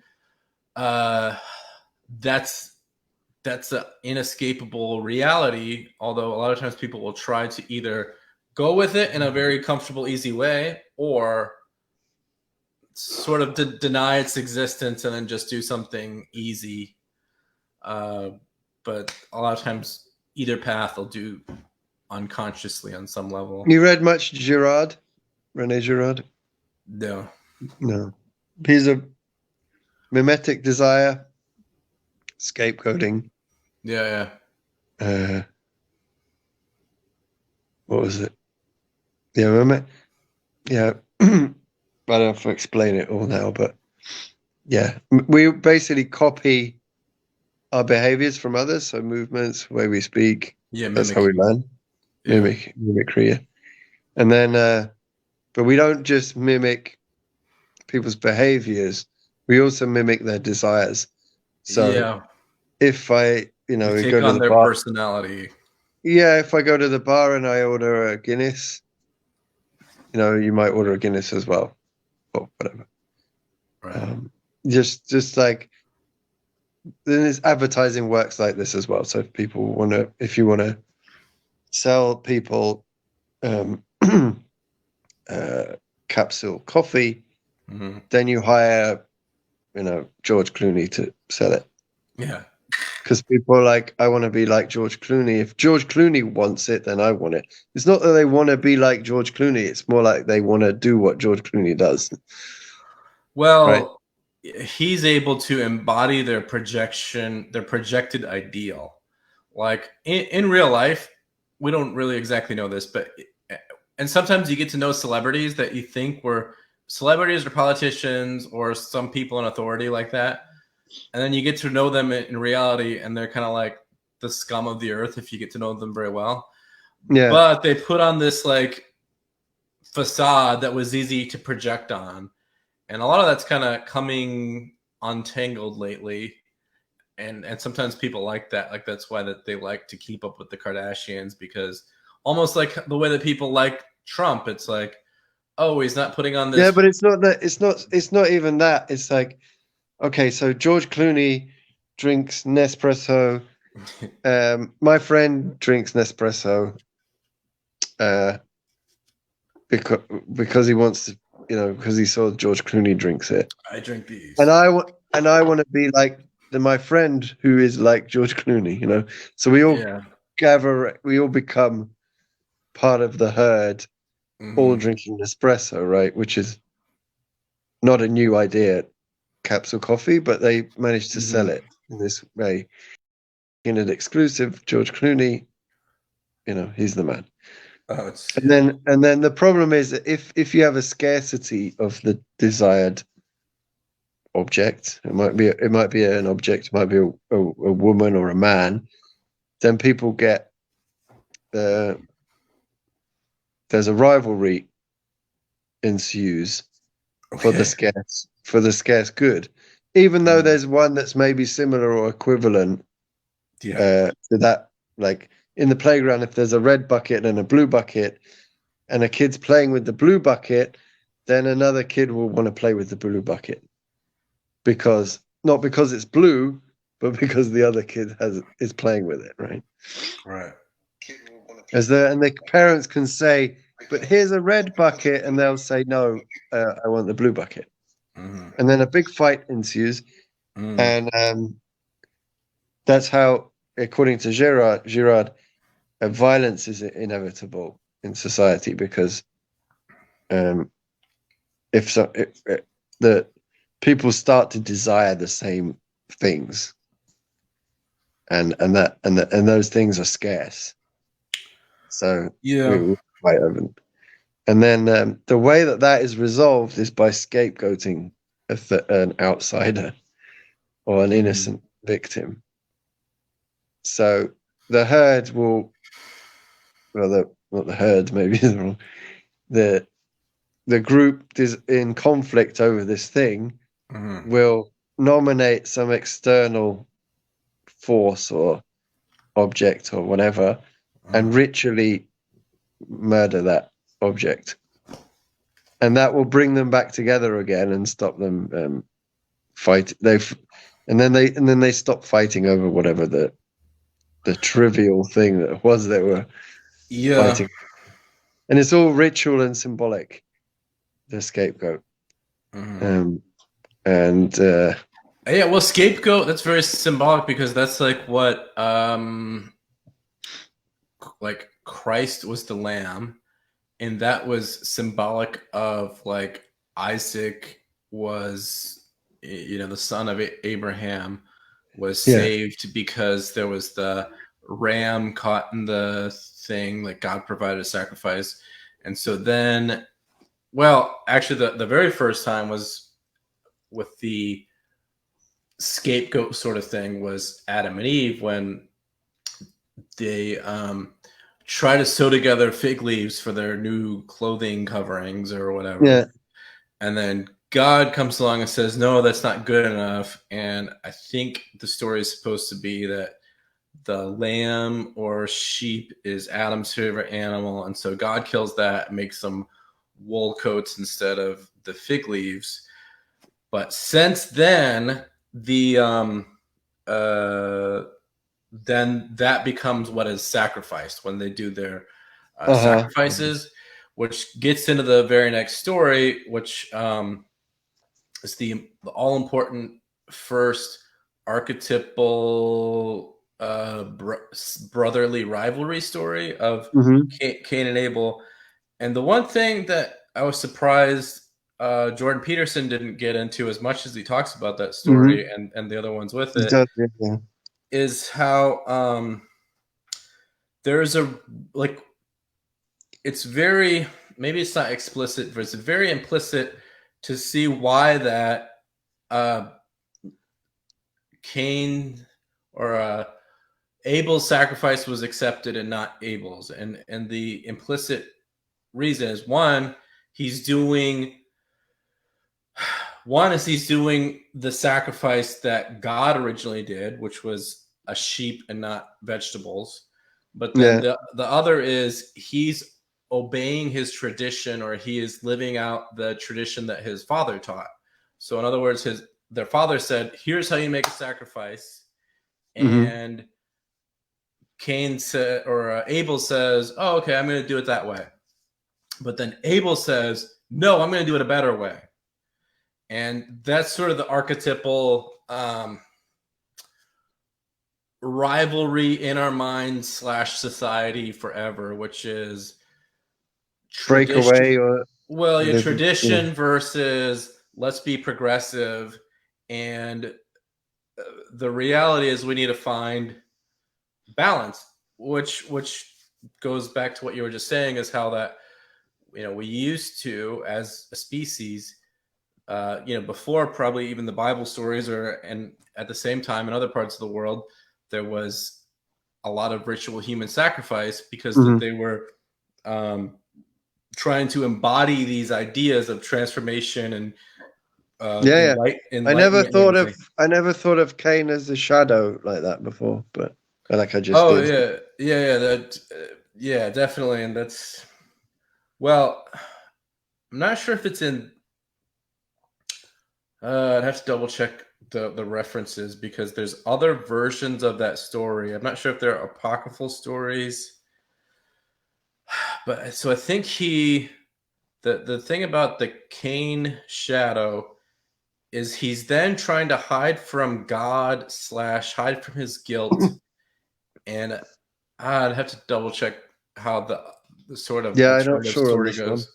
But there's an alternative story to the Bible story. I'm not sure if it's in, I think it might be in the Quran or another version. But in that story, Cain, I don't know if he dies this way, but he almost gets buried alive, because he's he's trying to escape his guilt and escape his shame and escape God, because God, if nothing else, he's symbolic of the unconscious, and so you can't hide from that, but you can transform into a better relationship with it.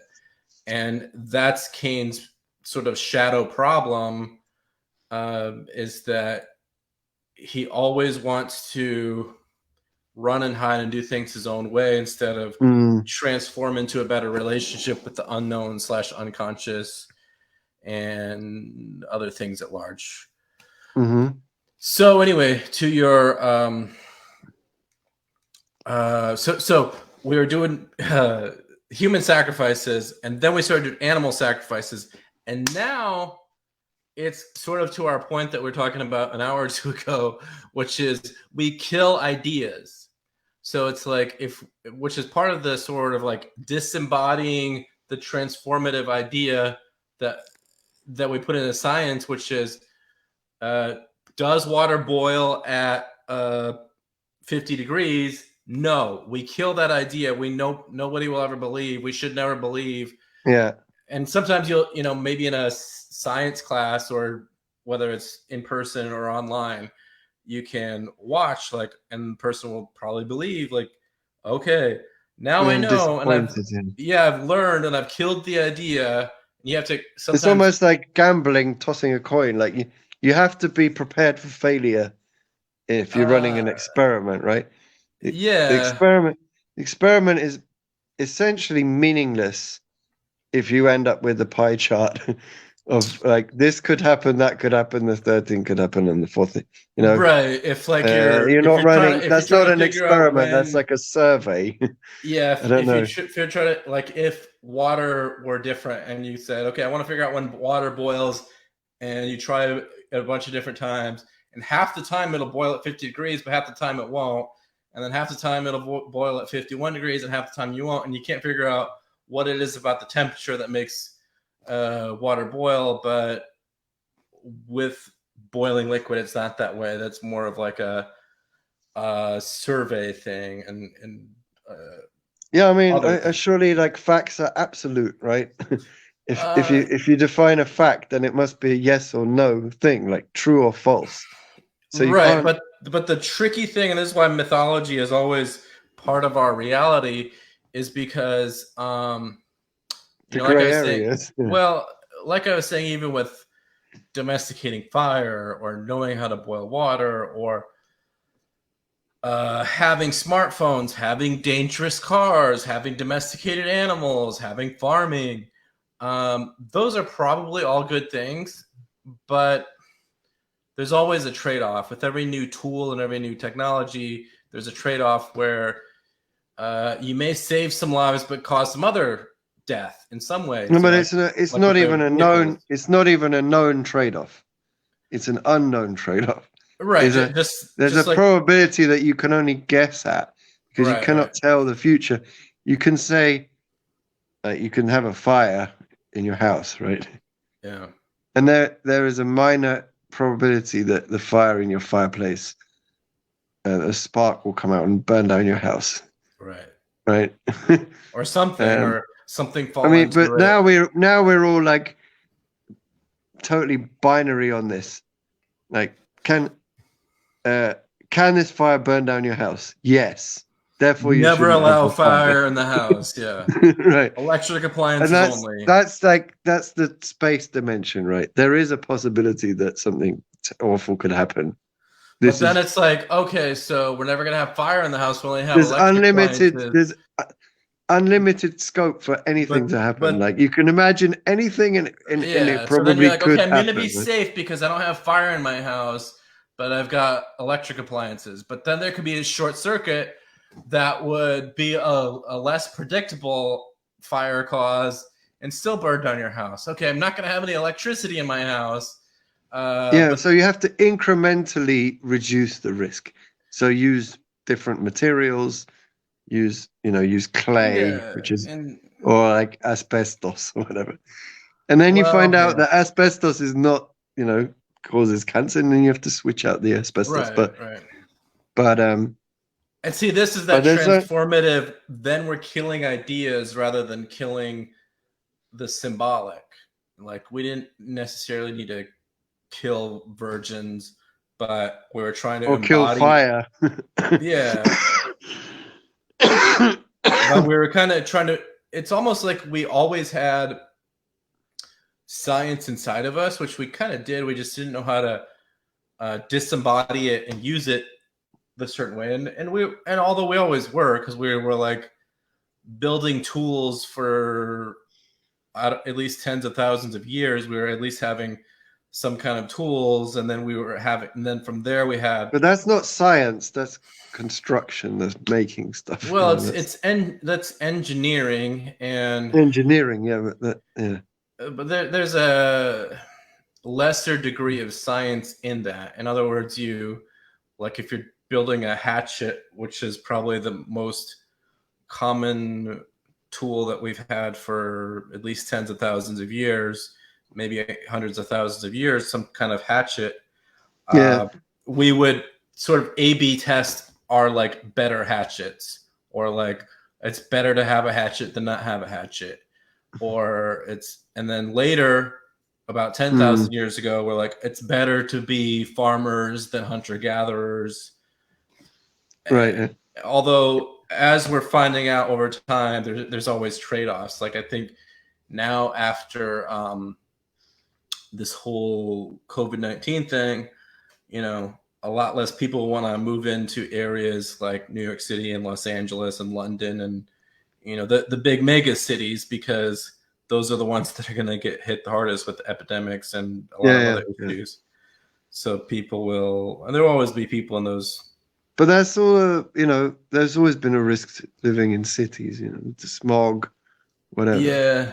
People on an individual level will take we these learn more what those risks are over time, and we learn that there are and more people of will them. take absolutely ridiculous risks on an individual level. But then the more abstract it becomes into society, this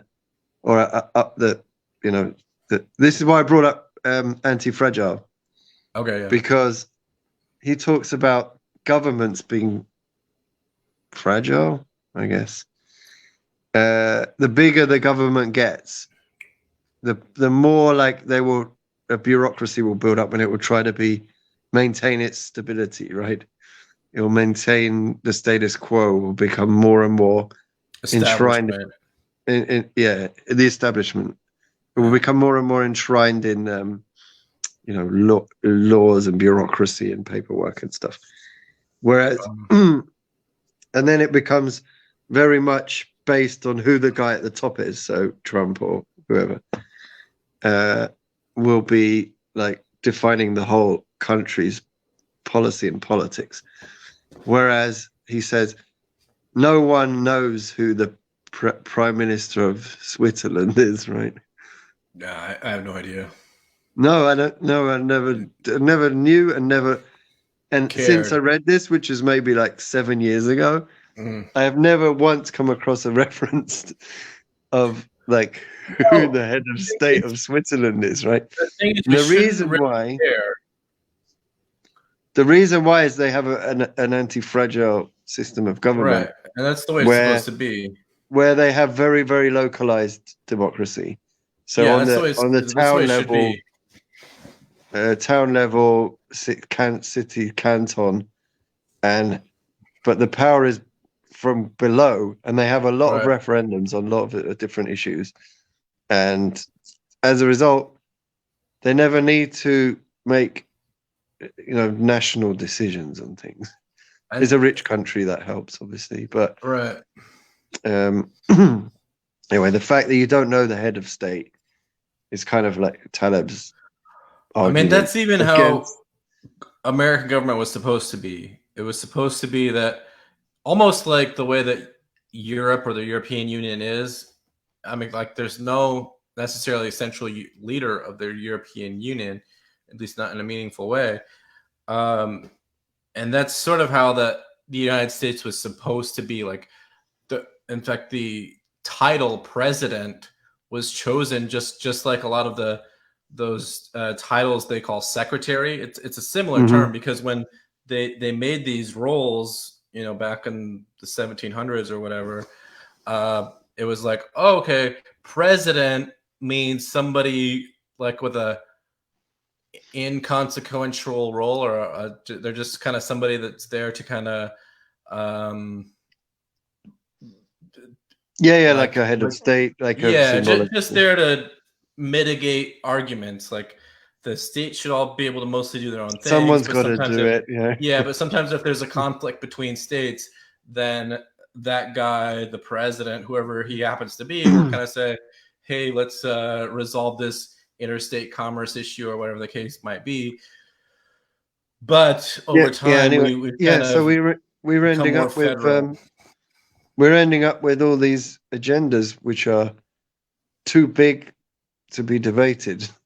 Yeah, because they're the ones that people want to talk about, and there's this feedback loop of whatever it is, gay marriage or abortion or whatever, especially abortion, because that's an arbitrary date, right, of when when it's an abortion, when it's still legal when it becomes maybe you're murdering a baby compared to it's just tissue, just a fetus or whatever, yeah. like that's Just a few and, cells. the date for an abortion has come back, but only because scientifically they've been able to detect the heartbeat. Yeah. And when they can detect the heartbeat, then it's a baby. Yeah. But the date has become earlier and earlier, and that's meant people have become more and more sensitive that that's an actual living baby. Yeah, And although I can't imagine. I don't know. It's tricky because I can't imagine a yeah, but of course girl. it's tricky. Yeah, that's the I whole can't point. imagine a Point girl I'm being making. like, "Oh, yeah, I'll have an abortion, but I'm gonna wait until like the 7th or 8th month." You know? Yeah, who would do that, right? Yeah, if you're gonna do it, you're gonna do it like within approximately, the first month that you know that you might have to do it. Uh, Right. And at that point, I think most people are in agreement, right? That's not yeah. ideal, but Although like if it was your daughter or your son, I think the maybe way I it would be see like both sides of the argument, even from day one. I mean, I would never get into the contraception issue, but like from day one, like if you're gonna have an abortion right after, the only thing is like you can conceptualize it as taking a life, just because whether you say it's the man or woman's decision or both or society, whatever, someone has decided that there's a life that will almost definitely become a life, and that somebody has decided, oh, I know you're going to be a human life, and maybe you already are, probably not at this point, but I decide you're going to not be because it's yeah, but inconvenient is for me. that who's the only question is that the choice of the person, pregnant person, and their family or whatever partner? Yeah, Or that's is it that the debate. is it the government's decision to Oh, that should never be the decide government's. either way, right? That's it's a freedom issue, and people love to debate these issues because it right splits down the middle, Yeah, conservatives and liberals, and yeah. that's why it's such a issue that everyone loves to talk about because they can nail their Although colors to the mast yeah, and I as definitely as feel like if people are gonna want to debate that issue or issues like it, they need to get better at defining their terms. Like, okay, if we're gonna talk about abortion, are we gonna agree that No, but it goes along the lines of identity groups, like mimetic yeah, yeah, yeah. That's groups, right? that's another thing If that people if all talk your about. friends are in favor of, let's call it pro-choice, right? Stupid term, right? If Yeah, all your friends are pro-choice, you're going to say, yeah, of course I'm pro-choice of because course. everyone is pro-choice Yeah, of a right mind, right? And what's the other one? Pro-life, yeah. right? And if Who all your is not friends are pro-life and who is not pro-choice? and No, if I'm all your death. I'm for if death all and your no choice. if all your friends are pro-life, Yeah, right? You totally get behind that, won't you? Pro-life, yeah, and of course, everyone is pro-life and pro-choice, of course, yeah. but they don't understand the nuance that you can be both, rather than like making a contradiction out of the Oh even the yeah. smallest thing. Like, are you pro-life or pro-choice? Of We're talking about the baby that hasn't been born yet. It's a hypothetical baby, Well, and so to speak, I right? do feel like the sort of answer in all of this, or the resolution to a lot of degree, has, at least in my humble opinion, would be whatever the decision is. If we're gonna say sure, go ahead, terminate the fetus, whatever. Sure, but it's better to not. Uh, it's better to not do so with those making the decisions totally blind. In other words, Yeah. give them some education before you're just like, okay, sign here, stick this in, wham bam, Yeah, I'm sure that's the case everywhere, isn't it? Because it's a big psychological right, burden, right, to make this right, decision. And right. it's not a political decision. Like, should I, you know, like Yeah, there wasn't a political decision for that person to have sex with that other person. It wasn't like the government wasn't looking over their shoulder then saying, hey, and then, they regret it or whatever happened. And then suddenly it becomes like the whole country's looking over your shoulder at what yeah. decision What are you you make, doing with that fetus? right? What's going It's on in like, your vagina? it's bad enough What you do to with your have to penis? deal with that, right? It's bad enough to have that issue to deal with. That you have a baby and you have to decide whether to keep it or not, and to lay it on people that this is a national political emergency. issue, right? Yeah. Wow. Somebody got Hardcore. knocked up. It's a national emergency. Right, exactly. And this is kind of where we are with the virus thing as well. Like, Yeah, language issues. every death is like a political issue, and it really isn't. It really isn't. But we have the same thing here. It's going on everywhere. I've got to plug my phone in. Oh, okay. Yeah, it's a crazy time, and people are locked up in their own homes, and we're saying that's okay. Absolutely insane. Yeah. No, you can't even question the idea that you might want to go outside. Yeah, right. I get in a lot of arguments about like in some of my local Facebook groups in my like local community, I'll get in arguments with people of if it would be okay to get a haircut. And some people literally act like if I think about it, I'm murdering someone's grandma. The Hungarian government has said haircuts and manicures, so you can get your nails done.